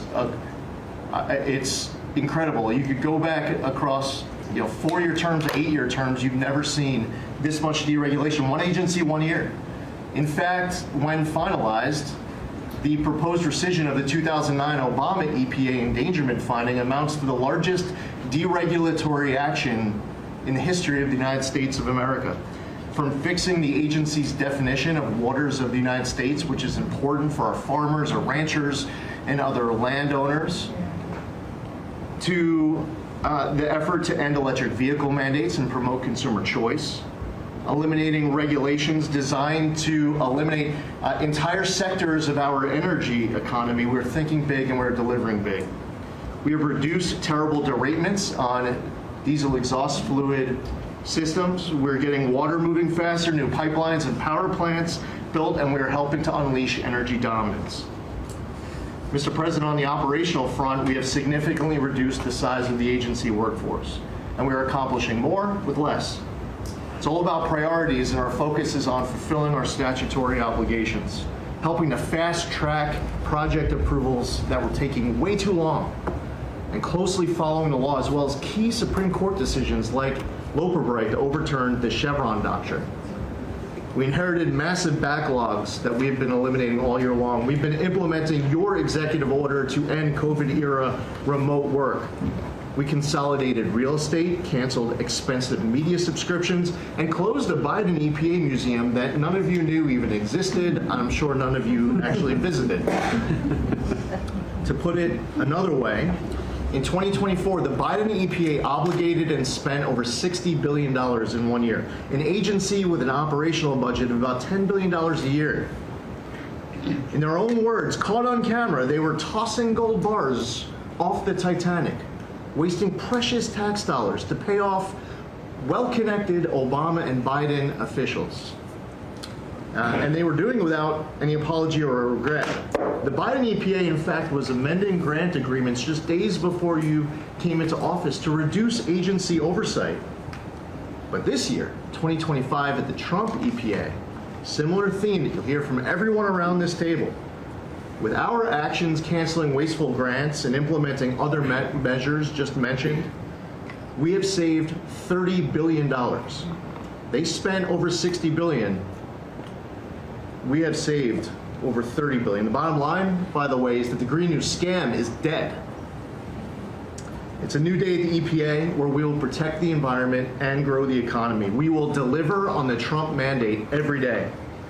And we will fight with just one constituency front of mind, and that is the American people. Thank you, Mr. President, for being willing to take a bullet for this country. And if you were to ask me what I'm grateful for, whether it's a Thanksgiving, it's a Christmas, a Hanukkah, a New Year's, any time of year, the fact that this president, after 4 years serving in office, he could have just left it in the rearview mirror and went on to really enjoy retirement. But he is willing to take a bullet for all of you tuning in at home because he believes in his flag, our freedom, our liberties, and to save the greatest country in the history of the world. So I'm grateful this holiday season for you, Mr. President. You're willing to take a bullet for all of us, and by all of us, it's the American public. Thank you. Thank you. Mr. President, good morning, everyone. Well, in spite of the fact that your charge to me is to fire myself, we've really been incredibly hard at work making sure that we can return education to the states. And as I sit and listen to all the emergencies that we are addressing in this country, from the economy to our borders to everything that we're doing, I would say, sir, that if we do not fix education in our country with this hard reset that you are expecting, I think the greatest national emergency we could face is our education. Because if we are not going to educate our children, we're going to continue to fall behind the rest of the world. When there are only 30% of 12th graders, 8th graders, and 4th graders that can read at proficiency level, that is an incredibly harsh statement to make about our country. And you told me when you first were elected president and you looked at, I think, right after you took office, the first NAEP scores, which is the Nation's Report Card, came out and showed how far down we were in educational proficiency in our country. And not only the NAEP scores, but the international scores as well showed us about third from the bottom. You told me you were not only embarrassed, but you were angry about this and that we had to do something to change this in our country. And we took a hard look at it, and you absolutely said the bureaucracy of education in Washington is keeping its thumb on preventing growth what we should have because it's best handled at the state level. Letting states put their programs in place, and some states are going to do it a lot better than others. But it's not going to happen from Washington, D.C. And when I hear things like, well, with no disrespect to any other country in the world that have really great programs, Germany, Sweden, Norway, I hear about this all the time. Point of fact is, they're this big. The United States is this big. We can't do it from Washington, D.C. It has to be done at the state level. So what we've been doing, as Lori brought up, Secretary of Labor brought up, we have a great working relationship. We have already signed and implemented one MOU or interagency agreement to handle the WIOA program and the Perkins grants to make sure it works. I call these, these are programs, pilot programs that we're putting out there. And if these are going to work, we will be able to permanently transfer these programs to other agencies. They're working like a charm. We've taken some of our best people in education. It still operates under the budget of the Department of Education and under the management of the Department of Education, but working with Lori's personnel. And when I hear pushback on that to say, well, how can this possibly work to take education and put it in labor? Let's be efficient. One example, in order to draw down on a lot of the grants that they are helping us with, we're using their grant system. The grant system at the Department of Education is like held together with bubble gum and rubber bands. And it did not interact with any other agency. Now, we have this really smooth operation already in labor. So that has prompted us to sign also other interagency agreements, 2 more with labor, 1 with HHS, 1 with the Department of State, and we'll be moving other programs, but these are proof of concept. Let's make sure they're working and working smoothly before we ask Congress to codify these permanent moves. So that's kind of in the world of K through 12, what we're looking at right now, but in the world of higher education, as Attorney General Bondi mentioned, we've been working really very hard to make sure that we've got anti-Semitism and DEI out of our universities, and put some pretty stiff fines on, worked some good deals. I've enjoyed working with Harmeet, who is just an incredible negotiator. So we're bringing all of that to bear as well. So I can say, sir, that we are moving to return education to the states and to bring the level of education back up, making sure our students can read, by reintroducing the science of reading in schools. And going into next year, I can honestly say we've got a lean, mean machine operating at the Department of Education. It's only half the workforce of when we started, and we're more efficient, and I think we're going to see better results as we move into next year. So thank you for this incredible opportunity. Thank you very much. Thank you, Mr. President, during this holiday season for empowering us at HHS, me, Dr. McCary, Jay Bhattacharya, and Dr. Oz, to change the trajectory of this agency towards public health in a way from the tradition of serving the mercantile interests of the medical industrial complex and the big pharmaceutical companies. 2 weeks ago, we ended, under your leadership, a 20-year war on women by removing the black box warnings from hormone replacement therapy. The medical cartel was telling women that hormone replacement therapy during menopause was dangerous for them. In fact, here's what the science said.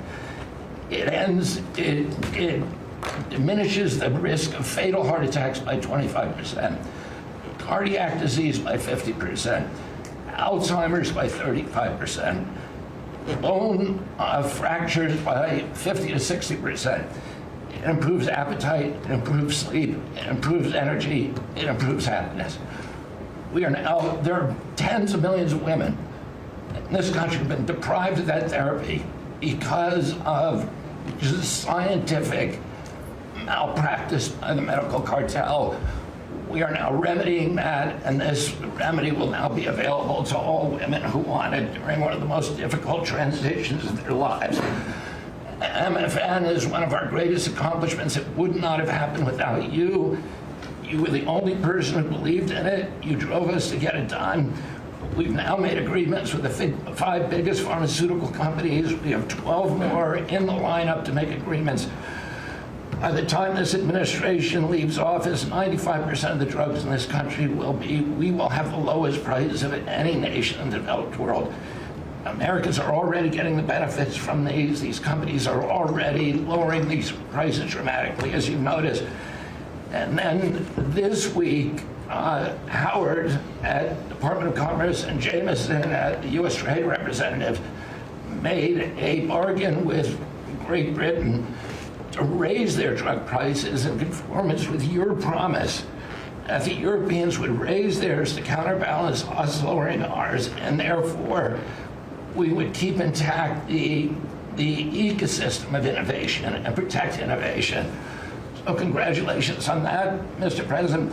When you first asked me to take this job, one of the first contacts we made was with a leading health economics professor at Harvard. And we asked him what's the one innovation that we could do that would most dramatically improve the health care experience for the average American. And he said there's no contest, it's to get rid of prior authorization. Thanks to your leadership, we were able to convene the largest insurance companies in this country and do something that every administration, every Congress has promised for the past 30 years. We actually got it done. We convened the insurance companies representing 280 million Americans and got them to agree, most of them by January of 2026, for 2 months from now, to remove prior authorization for most of their procedures, for all the procedures we want them removed from. And that means that American patients at the point of care will be able to get an answer immediately. If your doctor says you need knee surgery, you will know before you leave that doctor's office whether your insurance company will pay for it or not. Similarly, healthcare records, the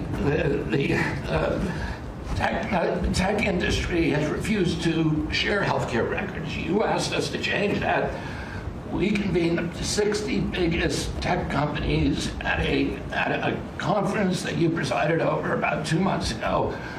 We now did a secondary conference which 400 leading companies all come in and agreed to remove any kind of blockages where individual Americans can get their own health care. Americans own their health care records, yet they were not able to access them. And if you lived in New Jersey and you moved to Oregon and you got injured, you went to a hospital, you would have to spend maybe 45 minutes filling out forms on a clipboard because your doctors there could not get your health care records. They couldn't get your blood type, your allergies, all the things that they ought to know immediately so they can save your life. Now that has all changed, and all these companies now have agreed to remove all the blocks on sharing healthcare records. Every American will have their healthcare records available on their cell phones.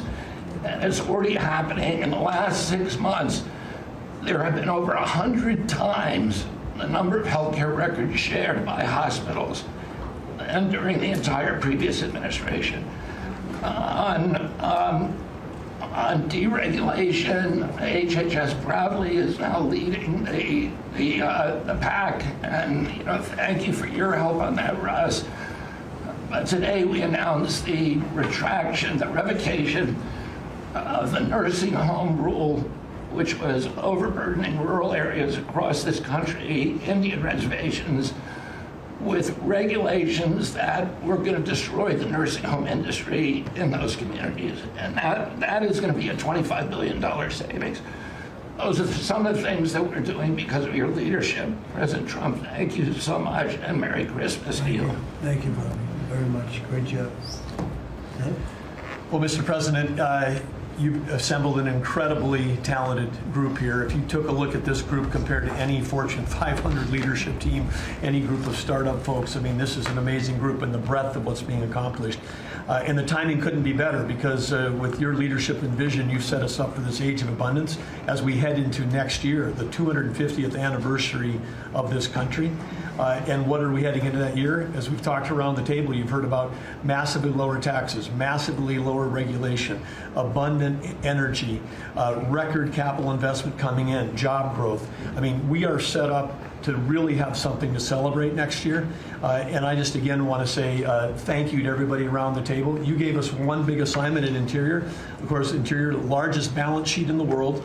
In the Department of Interior, if it was a standalone company, 500 million acres of surface, 700 million acres of subsurface, over 3 billion of offshore from Guam to the Virgin Islands. And you said, we got to take care of that balance sheet. We got to develop those resources. And what have we done across that? Producing record amounts of oil, record amounts of gas. And again, we set out with a goal, energy diplomacy, sell energy to our friends and allies. We're exporting a record amount of energy to all of our friends and allies around the world. That's helping do that. And you're giving a gift to America as we head into this. You're giving us peace abroad, and you're giving us prosperity at home. That bodes so well for our country. One small little gift that we're giving to all Americans from one teeny part of Interior, which is the national parks, is that not only are we keeping prices low for all American citizens, offering 10 free days for our national parks next year to coincide with our holidays, but also a $100 surcharge for non-residents. That is going to raise hundreds of millions of dollars for helping restore and preserve all of our best parks. So as we close out, then I want to also say a big celebration going on here in Washington, D.C. We've been thrilled to be part of the National Park Service, the U.S. Park Police, part of this great effort across a number of us on making D.C. safe and beautiful. This will be the safest and most beautiful capital in the world. We are doing so many things, whether it's hundreds of homeless camps, thousands of graffiti sites, cleaning up ponds and fountains, preparing this thing. The United States is never going to be performing better economically. It's never going to be looking better, just like the White House has never looked better, all because of your vision leadership. So again, thank you, sir. You've given an incredible Christmas gift to Americans by setting us up for an incredible 250th anniversary. That's very nice. Thank you, Dad, very much. Marco? Well, thank you, Mr. President. First of all, this is a very talented team, as you've seen, and as you know, because you picked every single one that's on. You deserve tremendous credit for doing that. It's an honor to be in this role. It's also an honor to be involved in and be a witness to what I believe is the most transformational year in American foreign policy since the end of the Second World War, at least. And it's transformational because for the first time in a long time, we have a president who basically puts America at the forefront of every decision we make in our relations with the world. And that may sound weird to people, like, of course you always do. No, that hasn't always been the case until about a year ago. And I think we've all witnessed in our own respective spaces how in every interaction the president has with the world, the goal he has in mind is very simple. Does what you want us to do, or is it what we're going, or is it going to make us stronger? Is it going to make us richer? Is it going to make us safer? If it is, he's for it. If it's not, he's against it. If something's going to make America weaker or poorer or less safe, the president's going to be against it. And every single thing he has done in our foreign policy has been driven by the American people in mind. And I can go down the list. Why has he focused on mass migration? It's very simple, because no country is safe if you can just walk in without us knowing who you are into your country. We've seen the destruction that that's wreaking, not just in our own country, but the impact that it's having in Europe and in many other parts of the world. You talk about trade deals and the trade situation has been involved in. People, all this reporting on it. It's very simple. The president views the last 40 years as an era of which American workers and American farmers have been ripped off. They've been ripped off, and what he's saying is we want to have a trade with the world, but it has to be a trade in which American businesses and American workers and the products they make and what American farmers grow and produce has a fair shot to be sold around the world. On issue after issue, that's been the case. You talk about foreign aid reforms. This is not our money. This is taxpayer money. When the president has said we're going to do foreign aid, but we're going to do foreign aid for countries that are aligned with the United States and in a way that doesn't waste the taxpayers' money. Mr. President, you deserve tremendous credit for that. Many of us, the Vice President, by the way, I want to acknowledge, has played an extraordinary role in our foreign policy, and he too has been a witness to all of this as it's been occurring, and he's been a big part of it as well. You talk about NATO. The President's not against NATO. He went to NATO and basically said, look, you guys, we're paying all the money, and he got them to do the 5% commitment, which everybody said was never going to happen, it was impossible. Everything this president does is driven by the American people. Whether you don't have to agree with the actual move, but understand the motivation. The motivation is always you, the American people, and what's good for you, for your family, for the country, and for our economy. But the president is also committed to peace in a way that all of us have seen. He achieved in Gaza, and he does it, by the way, not just because he hates war and he thinks wars are a waste of money and lives, but because he's the only leader in the world that can. No other leader in the world could have pulled off what happened in Gaza. And I can tell you, I can't get into the details. The Vice President knows what I'm talking about. That deal doesn't happen without the president's direct interaction with the leaders that were involved in this decision making. And everyone said that deal couldn't hold. And then the president shepherded through the United Nations of all places to get a global coalition of countries to line up behind the peace deal, behind the border peace. And it's still, every day is a challenge, but it's been driven personally by the president. It's the reason why we're involved in this whole Ukraine-Russia conflict. That's not our war. It's not the president's war. This war started, it never would have happened if you'd been president. But this war is going on, and the president is trying to end it, not because, listen, we got a million things to focus on in the world as a country, but he's the only leader in the world that can help end it. And that's why even as we speak to you now, Steve Woodcock is in Moscow trying to find a way to end this war, to save lives of 9,000 people, Mr. President, as you know, are dying every week. More people are dying a week in that war than have died in the entirety of the U.S.'s involvement in Afghanistan or Iraq. Just think about that, how bloody and destructive it is. The president's taken on this issue of Sudan personally, not send out deputies to do it. Again, far away from the United States, because he's the only leader in the world that can bring it about to an end. Not to mention all the other peace deals, very dangerous ones like India and Pakistan, or Cambodia and Thailand. And so on all these things, Mr. President, I think you deserve tremendous credit for the transformational aspect of our foreign policy. For the first time in probably 4 decades, the American foreign policy is driven by what is good for America and Americans. Whether it makes us safer and stronger and more prosperous. If it is, he's for it. If it doesn't, he's against it. And that sort of clarity is transformational. I close with this, and I know I'm last, so I wanted to be fast, but there was a lot to cover. I do want to say this is the most wonderful and magical time of the year. By that, of course, I'm referring to the college football playoffs. And I just want to say this as a point of personal privilege. And I'm a Florida Gator, but if the University of Miami gets screwed out of the college football playoffs after going 10-2 and beating Notre Dame, the whole thing should be scrapped, and you're going to have to take over it next year. That's great. Yeah, thank you all very much. I hope it wasn't too long, but it was very concise. And we've done a lot. This group has done a lot. Amazing. Everybody at this table has done a fantastic. And Susie, thank you for doing a great job as our chief of staff. First female chief of staff in the history of our country, which is pretty amazing when you think of it, right? And she's the best. Thank you very much. Great job.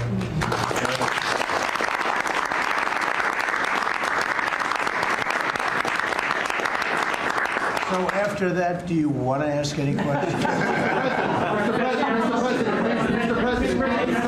Mr. President, there's been a lot of speculation about who the next Fed chairman could possibly be. You said you have somebody in mind. How many names were you given on the final list?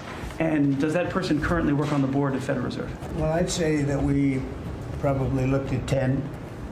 Then Scott interviewed some people that I didn't know, but he knew. And a lot of people were involved in the process, actually, and Howard was involved. But I think we probably looked at 10, and we have it down to 1. Can you answer this? I want to ask you about Elon Musk, if I could. You talked about Elon Musk. You had him in dinner here in the White House. Is he now back in your circle of friends? Well, I really don't know. I mean, I like Elon a lot. He was he really helped during the election with his endorsement. He felt strongly.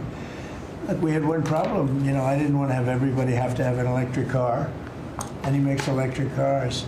And yeah, I think we get along well. No, on affordability. Mr. President, thank you. Yeah, one more. Yeah, when you talk about affordability, is going forward, are the American people, do you believe, getting impatient with the reforms that you're making? They've talked about I think they're getting fake news from guys like you. Look, affordability is a hoax that was started by Democrats who caused the problem of pricing. And they didn't end it look, they lost in a landslide. We won every swing state. We won the popular vote. We won everything. You take a look at districts, it was 2,750 to 525. Because that was an affordability problem. We brought it down. Look at energy. Look at the gasoline price. That's like the simplest, and it's the biggest. Because if energy comes down, everything comes down. That's the way it works. We're going to be at 250. You said 199 in some places in the country, right? You said it. I didn't say it. And they won't check you. They'll check me. So, I'd like to use your number. 199 a gallon. Unthinkable if you go back a year and a half ago. It's unthinkable. So now we're bringing the prices down, way down. Beef is coming down now. We've done certain magic and beef is coming down. But we inherited horrible prices. We inherited really the worst inflation in history. We inherited that. When I came in, that's what he had. And we fixed inflation. And we fixed almost everything, if you want to know the truth, including 8 wars. We got 1 to go, but including 8 wars. But when they always say, I watched today where they have a race going on right now in Tennessee, and this woman goes, affordability. They're the ones that caused the problem. The prices were way high. We're bringing the prices down. But they're like scam artists. They're I call them con men and women. They come out, they say affordability, like, oh, I see price. We're going to get prices down still further. But we brought them down from the prices they cost. The reason that they had the highest inflation in the history of our country is because they had the highest prices. But we brought them down, and now we have normal inflation. Yeah, please. Mr. President, thank you so much for taking questions with your assembled cabinet. I wanted to clarify something that you had said on Sunday regarding the boat strikes near Venezuela. You had said that you didn't know if the second strike on that one boat had happened, but you wouldn't have wanted it. Now that your administration has acknowledged that it happened, do you support that second strike? And Mr. Secretary, I wanted to clarify something you had said in an interview back in September, I believe on Fox News. You said that you would watch that strike live on television. In real time, did you know that there were survivors after the initial strike? Well, look, all I know is this. Every boat that you see get blown up, we save 25,000 on average lives, 25,000 lives. They've been sending enough of this horrible fentanyl and other things like cocaine and other things, but fentanyl right now is the leader of the pack, to kill our entire nation, because a little speck on the head of a pin can kill somebody. It's very dangerous stuff. I know so many people where their sons were drug addicts. They had one little sample, and they died. They died. They couldn't believe it. As far as the attack is concerned, I still haven't gotten a lot of information because I rely on Pete. But to me, it was an attack. It wasn't one strike, two strikes, three strikes. Somebody asked me a question about the second strike. I didn't know about the second strike. I didn't know anything about people. I wasn't involved in it. I knew they took out a boat. But I would say this, they had a strike. I hear the gentleman that was in charge of that is extraordinary. He's an extraordinary person. I'll let Pete speak about him. But Pete was satisfied. Pete didn't know about second attack having to do with two people. I guess Pete would have to speak to it. I can say this, I want those boats taken out. And if we have to, we'll attack on land also, just like we attack on sea. And there's very little coming in by sea. I think we've knocked out over 90% of it. There's very little, and I understand that. There's very little. We're saving hundreds of thousands of lives with those pinpoint attacks. It's an amazing thing when you see a boat going along, and a lot of the press would like to say they're not. You see the boat. They're not maybe drugs. You see these boats. First of all, who has 5 engines on the back of a boat going in weird directions and loaded up with lots of white containers? They're bags of things. No, they've done an amazing job, and Peter's done an amazing job. Pete, you could probably better answer the question. No, you're spot on, sir. I think you got to start with the baseline, which Marco laid out, everybody's laid out. We've got 20 million people invading our country over 4 years. We don't know where they're coming from. That includes Tren de Aragua and cartels and violent criminals. They bring drugs, and you mentioned it, Mr. President, poisoning, an intentional poisoning of the American people, killing hundreds of thousands of Americans. So the president had the courage to designate these cartels as designated terrorist organizations. Now, a number of us here served in the military and spent 20 years fighting terrorists like Al-Qaeda and ISIS on the other side of the world. How do you treat Al-Qaeda and ISIS? Do you arrest them and treat them, pat them on the head and say, don't do that again? Or do you end the problem directly by taking a lethal, kinetic approach? And that's the way President Trump has authorized the War Department to look at these cartels. And I wish everybody could be in the room watching our professionals like Mitch Bradley, Admiral Mitch Bradley, and others at JSOC and SOCOM and other commanders. The deliberative process, the detail, the rigorous, the intel, the legal, the evidence-based way that we're able to, with sources and methods that we can't reveal here, that make sure that every one of those drug boats is tied to a designated terrorist organization. We know who's on it, what they're doing, what they're carrying. All these white bales are not Christmas gifts from Santa. This is drugs running on 4-motor fast boats or submarines that we've also struck. No one's fishing on a submarine. And I have empowered them to make that call. Now, the first couple of strikes, as you would, as any leader would want, you want to own that responsibility. So I said, I'm going to be the one to make the call after getting all the information and make sure it's the right strike. That was September 2nd. There's a lot of intelligence that goes into that, building that case and understanding that, a lot of people providing information. I watched that first strike live. As you can imagine, at the Department of War, we got a lot of things to do.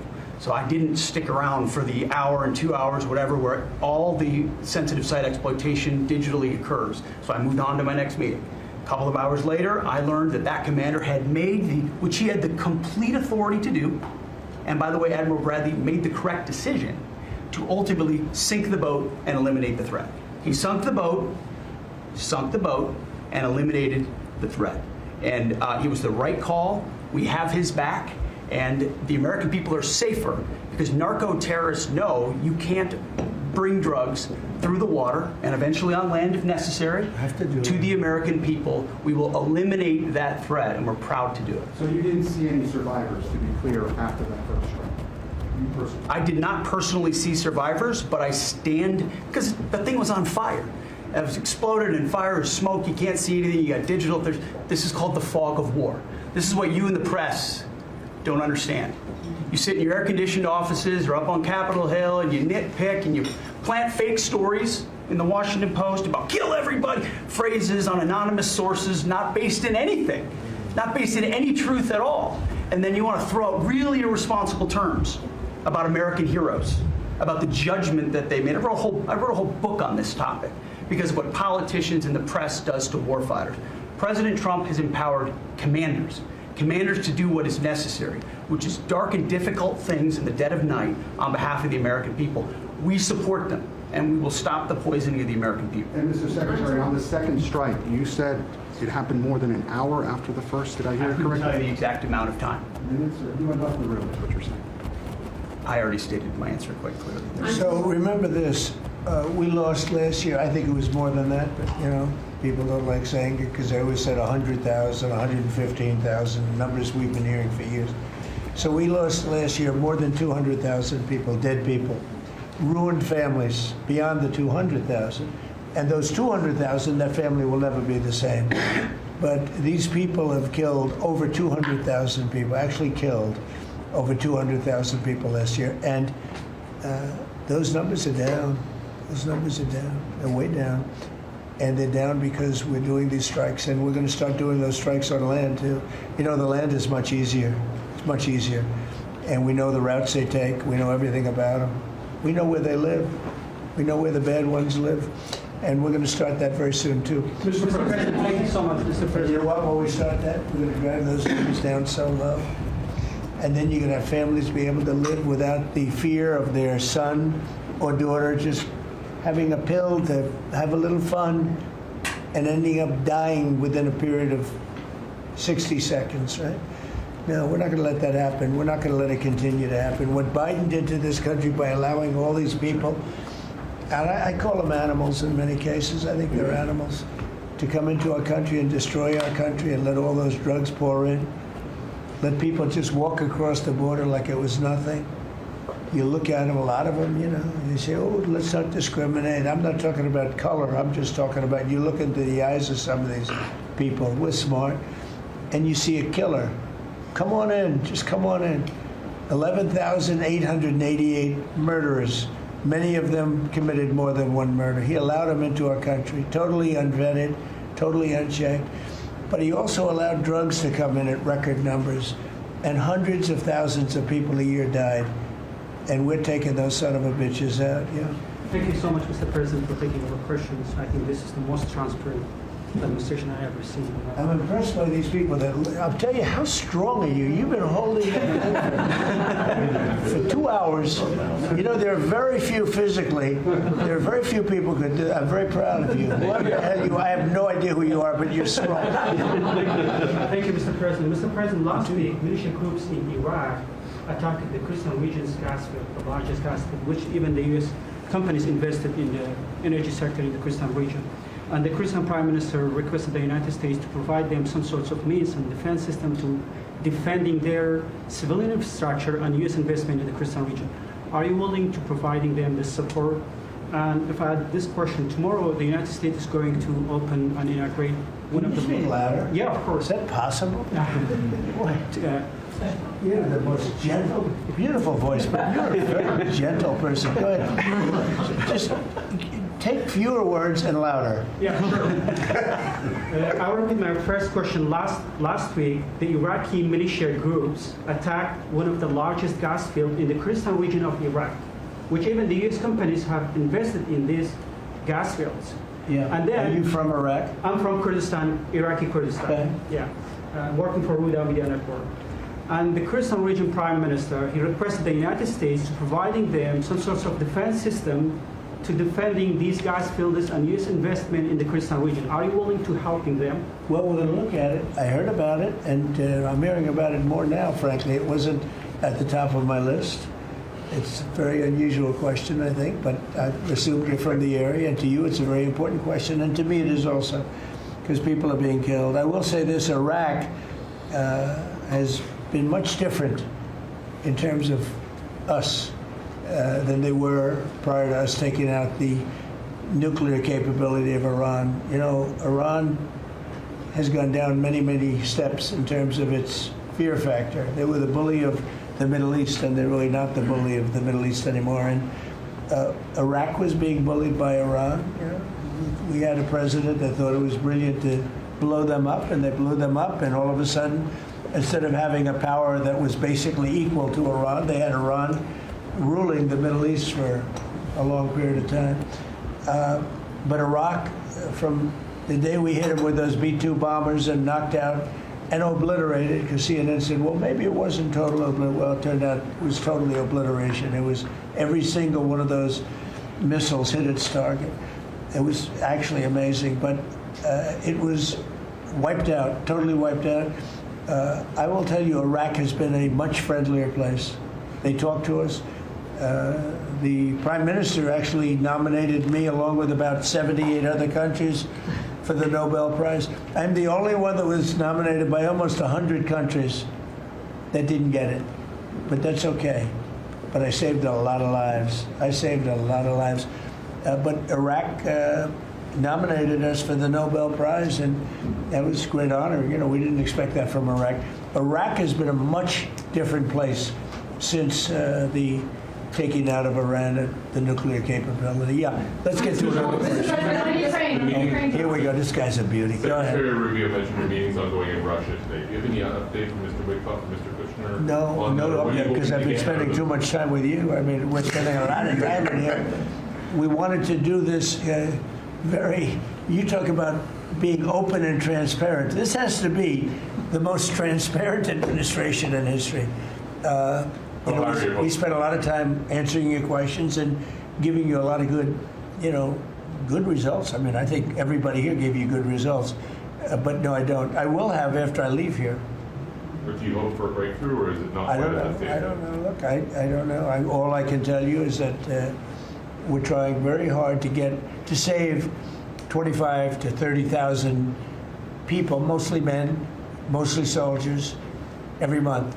25,000 to 30,000 soldiers. It's impossible. That's half a stadium. Take a big football stadium. Take half of those people in a stadium, and they're wiped out. They're killed every month. It's crazy. That war is crazy. It would have never happened with me, and it didn't happen for 4 years. And you just mentioned potential land strikes. Can you elaborate anything on that? I'll elaborate. If they come in through a certain country or any country, or if we think they're building mills for whether it's fentanyl or cocaine. I hear Colombia, the country of Colombia, is making cocaine. They have cocaine manufacturing plants, okay? And then they sell us their cocaine. We appreciate that very much. But yeah, anybody that's doing that and selling it into our country is subject to attack. So not necessarily just Venezuela? No, not just Venezuela, no. Venezuela's been very bad. Venezuela's been really bad in something else, probably worse than most, but a lot of other people do it too. They would send murderers into our country. They would empty their jails into our country. They sent people into our country that we don't want. They sent their drug dealers and their drug people into our country. They sent people from their mental institutions into our country, and we're getting them out. That was bad. That was real bad. And they also sent drugs. Yeah. On Tim Walz, Mr. President, do you think he should resign over the fraud scandal in his state? And who should? Tim Walz, over the fraud scandal in his state. Look, I think the man's a grossly incompetent man. I thought that from the day I watched J.D. destroy him in the debate. I was saying, who was more incompetent, that man or my man? I had a man and he had a man. They were both incompetent, and I had a man and a woman. I thought she was very incompetent too, but now she's leading the field, and I think she's leading the field for the nomination. Anyway, look, that's up to them. That's up to the Democrats. You know, the problem with them is they have really bad policy. And I'm not going to say what it is because I don't want them to change it necessarily. Because I want to run against it, whether it's not going to be me, it's going to be somebody that's going to probably sitting at this table. Could be a couple of people sitting at this table. Could be a couple of people running together sitting at this table, you know. But I want them to win because we've done a great job for this country, and I want that to be carried forward. And you know, I think we have a tremendous bench, really a tremendous bench. But no, I think that Walz is a grossly incompetent man. There's something wrong with him. Okay, there's something wrong with him. And when you look at what he's done with Somalia, which is barely a country. You know, they have no anything. They just run around killing each other. There's no structure. And when I see somebody like Ilhan Omar, who I don't know at all, but I always watch her for years. I've watched her complain about our Constitution, how she's being treated badly. Our Constitution, the United States of America, is a bad place. Hates everybody, hates Jewish people, hates everybody. And I think she's an incompetent person. She's a real terrible person. But when I watch what is happening in Minnesota, the land of 1,000 lakes, or however many lakes they have, they got a lot of lakes, but this beautiful place, and I see these people ripping it off, and now I'm understanding, and you're going to look at that, Scott, I hear they ripped off Somalians, ripped off that state for billions of dollars, billions, every year, billions of dollars, and they contribute nothing. The welfare is like 88%. They contribute nothing. I don't want them in our country, I'll be honest with you, okay? Somebody would say, oh, that's not politically correct. I don't care. I don't want them in our country. Their country's no good for a reason. Their country stinks, and we don't want them in our country. I could say that about other countries, too. I can say it about other countries, too. We don't want them to hell. We have to rebuild our country. You know, our country's at a tipping point. We could go bad. We're at a tipping point. I don't know if people mind me saying that, but I'm saying it. We could go one way or the other, and we're going to go the wrong way if we keep taking in garbage into our country. Ilhan Omar is garbage. She's garbage. Her friends are garbage. These aren't people that work. These aren't people that say, let's go, come on, let's make this place great. These are people that do nothing but complain. They complain.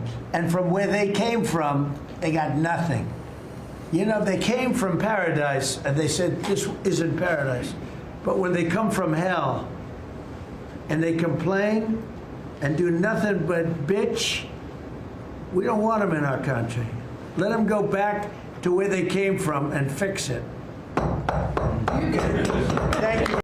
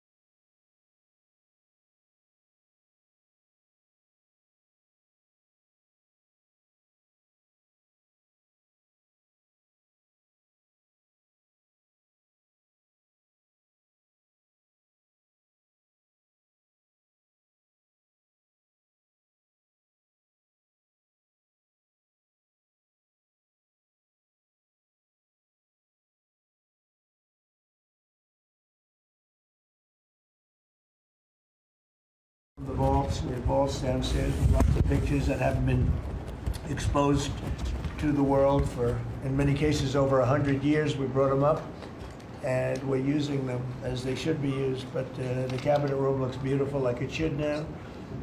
The Oval Office looks beautiful, like it should. It was not. It was like the rest of the country. It was in disrepair. 1 year ago, our country was dead, and said to me by many leaders, we had a dead country. Now we have the hottest country anywhere in the world. It's true. The hottest country anywhere in the world. Think of that. In 4 long years of the Biden administration, there were just $1 trillion of new investments in the United States in 10 months. We've secured commitments of over $18 trillion. So they had, in 1 year, less than $1 trillion. That's in a period of 4 years. Think of it. 4 years they had less than $1 trillion. In 10 months we have more than $18 trillion. Is that right, Scott? It's even going to be higher than that. It'll be higher by and the going end of up. the year, sir. And we're waiting for the Supreme Court case, and it's so important and so vital for this country because we're not only respected again, we're putting out wars by our trade policies, and we're taking in hundreds of billions of dollars, and our country is wealthy again and secure again, and it's part of national security, and I hope that goes well. I think it's very important, but think of the number. We're going to be over $18 trillion in 10 months, and which is a record times probably 8 or 10 times, I think more than that, for any country. There's never been a country that's had that kind of an investment ever in history. And there's never been a country that's had half of that. It's a tremendous thing that's taking place. We have companies moving in from all over the world, from Mexico, from Canada, from Europe, from China, from Japan a lot. We just had Toyota is going to spend $10 billion, they just announced, on building new plants in this country. Our workers, they're going to be our workers, but they're spending a tremendous amount. So the stock market is set 46 all-time highs, and this last Friday, which is called Black Friday, was the biggest ever online sales that there's ever been by a lot. More Americans are working today than at any time in the history of our country. I mean, these are the facts we have to get out. And, you know, there's this fake narrative that the Democrats talk about, affordability. They just say the word. It doesn't mean anything to anybody. Just say it. Affordability. I inherited the worst inflation in history. There was no affordability. Nobody could afford anything. The prices were massively high. Do you remember when we took over eggs? You did a great job on that, Madam Secretary. Agriculture, Brooke. Eggs were 4 or 5 times higher than they had ever been. They said don't order eggs for Easter at the White House. And we ended up doing it, and we got the egg prices way down, lower than what they were before. But the word affordability is a con job by the Democrats. They say affordable. I watched the other day where some very low IQ congresswoman talked about affordability, affordability, affordability. She had no idea. Their prices were much higher. As an example, energy, gasoline, we're now at about $2.50 a gallon. We're going to be, I think, at $2 a gallon. We could even crack that at some point. I'd love to do it. And we could do it more easily if we weren't building up the strategic national reserves, which Biden emptied out before the election so that he could try and get elected, meaning he started it, then he got thrown out of the race. Then she took over and she kept it going, and they emptied out these strategic national reserves, which are really meant for something else. They're not meant to keep people happy with their gasoline price. They're meant for war. They're meant for problems, big problems. He emptied it out, and then she continued it during the process of trying to get elected. Didn't work out too well for him. And they virtually brought it down to the lowest level, I believe, in history. And it didn't have much of an impact because the prices were very high. But our prices now for energy, but for gasoline, are really low. Electricity's coming down. And when that comes down, everything comes down. But the word affordability is a Democrat scam. They say it, and then they go on to the next subject. And everyone thinks, oh, they had lower prices. No, they had the worst inflation in the history of our country. Now, some people will correct me, because they always love to correct me. even though I'm right about everything. But some people like to correct me, and they say 48 years. I say it's not 48 years, it's much more. But they say it's the worst inflation that we've had in 48 years. I say ever. But whether it's 48 years or ever, it's pretty bad. We had the worst inflation that we've ever had.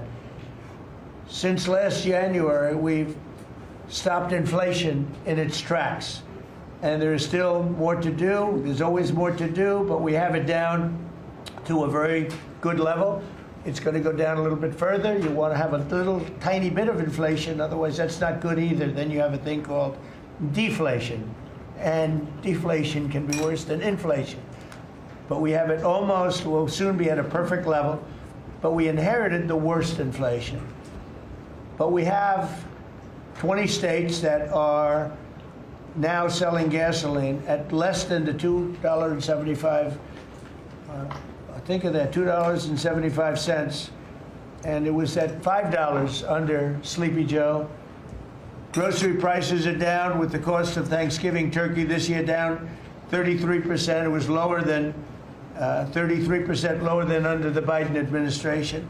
Egg prices are way down 86%, thank you. And mortgage rates, despite the fact that we have an incompetent chairman of the Fed, a real dope, who should reduce rates. I saw even Jamie Dimon said he should be reducing rates. I never saw Jamie Dimon say that. I wonder why he said that. But he really said it because he's right. But we have a guy that's just a stubborn ox who probably doesn't like your president, your favorite president. But they're going to be coming down.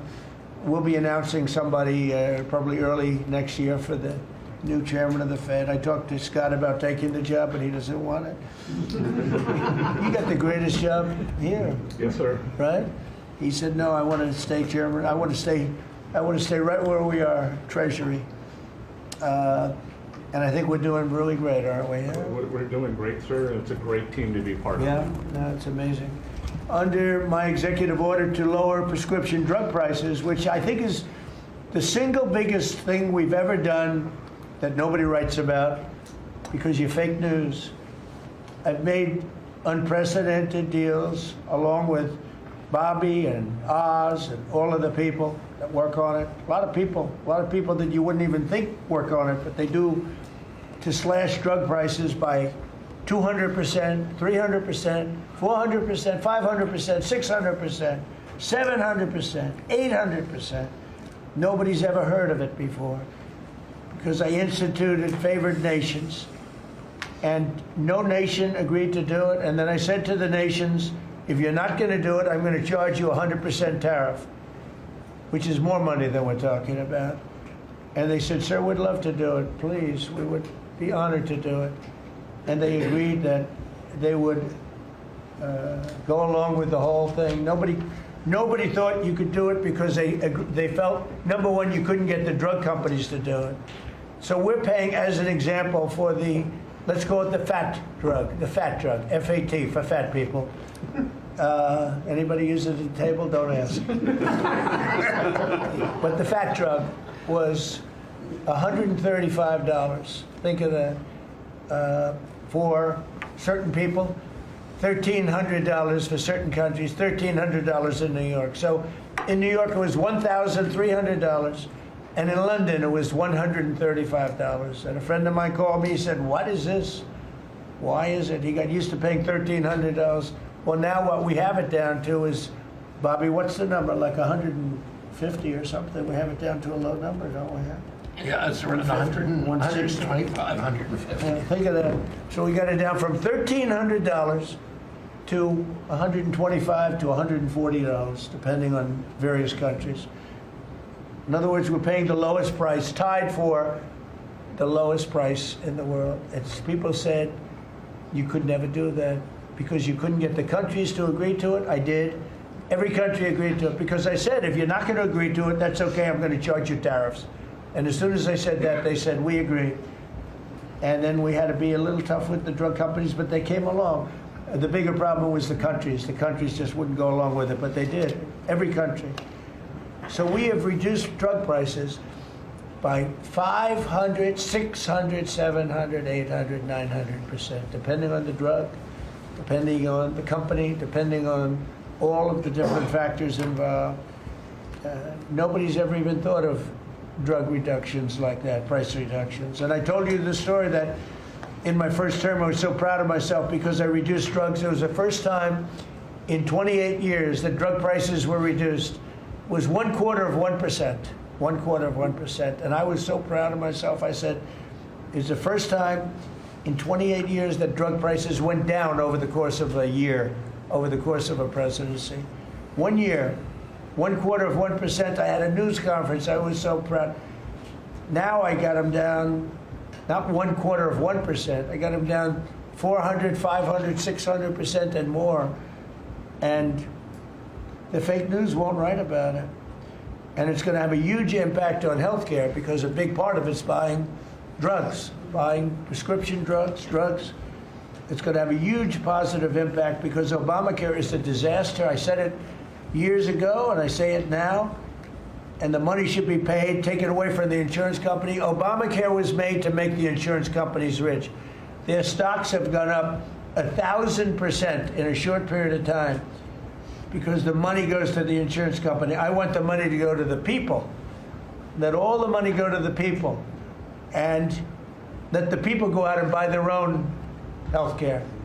And I see on television, people are advertising now, we will help you buy health care. We will go out and help you buy. That's becoming like an industry because of what I said.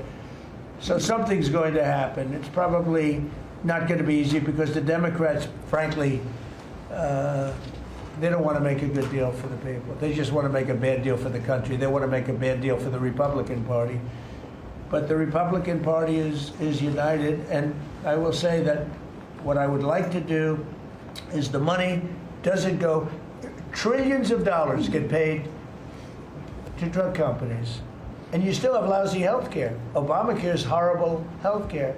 We want it to go to the people, and then let the people go out and buy their own health care, and they'll do great. They'll do great. So we're negotiating that now with the Democrats. Well, congressional Democrats want the largest tax hike in history. I proudly signed the largest tax cuts in American history with the Great Big Beautiful Bill. The Great Big Beautiful Bill, the biggest piece of legislation ever signed, and that includes the extension of the original Trump tax cuts. But it's the biggest tax cut ever signed, and it includes no tax on tips, no tax on overtime, and no tax on Social Security. Nobody's ever seen anything like it, so think of that. And in addition, you get, if you buy a car, this is great for our car industry because we have a lot of car plants. We're bringing back the automobile business. 60% of it was stolen because we had incompetent presidents or incompetent trade people. But 60% of it was stolen over the years, and now I think we're bringing it all back. I think we'll be bigger than we've ever been in the auto business. That's not even to mention AI, where we're leading China. You know, we're leading China by a lot. They're not going to catch us. We have to be smart, but if we're smart, they're not going to be able to catch us. They know that. They told me that. Next year is projected to be the largest tax refund season ever, and we're going to be giving back refunds out of the tariffs because we've taken in literally trillions of dollars, and we're going to be giving a nice dividend to the people, in addition to reducing debt. As you know, I inherited a lot of debt, but it's peanuts compared to the kind of numbers we're talking about. So we're going to be making a dividend to the people, and additionally, we're going to be able to reduce debt. And as time goes by, over the next 2, 3, 4 years, those numbers are going to go up. And I believe that at some point in the not too distant future, you won't even have income tax to pay because the money we're taking in is so great, it's so enormous, that you're not going to have income tax to pay. Whether you get rid of it or just keep it around for fun or have it really low, much lower than it is now, but you won't be paying income tax. We've slashed $1 trillion in costly job-killing regulations, saving Americans an estimated $2,100 for a family of 4. The Biden administration was the exact opposite, but times 4. They went up $6,000. We went down $2,100. Think of that. To bring down energy, electricity, and utility prices, I ended the Green New scam. They call it the Green New scam, one of the greatest scams in the history of our country. They talked about global warming and all that crap, and what they've done to this country. What they've done by allowing 25 million people into our country, many of whom are criminals, many of whom 11,888 are murderers, and we have to get them out, and we're doing it. We're doing it. I think what the job that our law enforcement groups are doing, Christy, you and Tom and everybody, amazing. What you're doing is amazing. I terminated the insane electric vehicle mandate, and look, some people that make electric cars weren't happy with that. But we have to do that because you have to have a choice, whether it's a gasoline-powered car, and we have so much gasoline. You know, China doesn't have gasoline. We do. And whether it's a hybrid, which really are working really well, the combination of electric and gasoline-driven. But we, everybody was supposed to, by 2030, everybody had to own an electric car under the Biden stupidity. And not everybody wants to do that. I like electric cars. I like all cars. They're all good. They all have reasons. But you want to be able to go and buy what you want.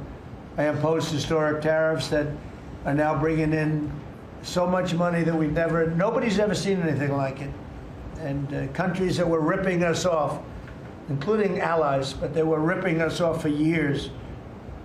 I won't use the names. I won't mention Japan. I refuse to mention South Korea. I will not mention names. But they were ripping us off like nobody's ever been ripped off before, and taking horrible advantage of your country. But now we're making a lot of money.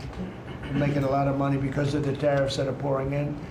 And it's really national security. Among everything else, it's national security. We've also rapidly turned the worst border crisis in world history. I believe we had the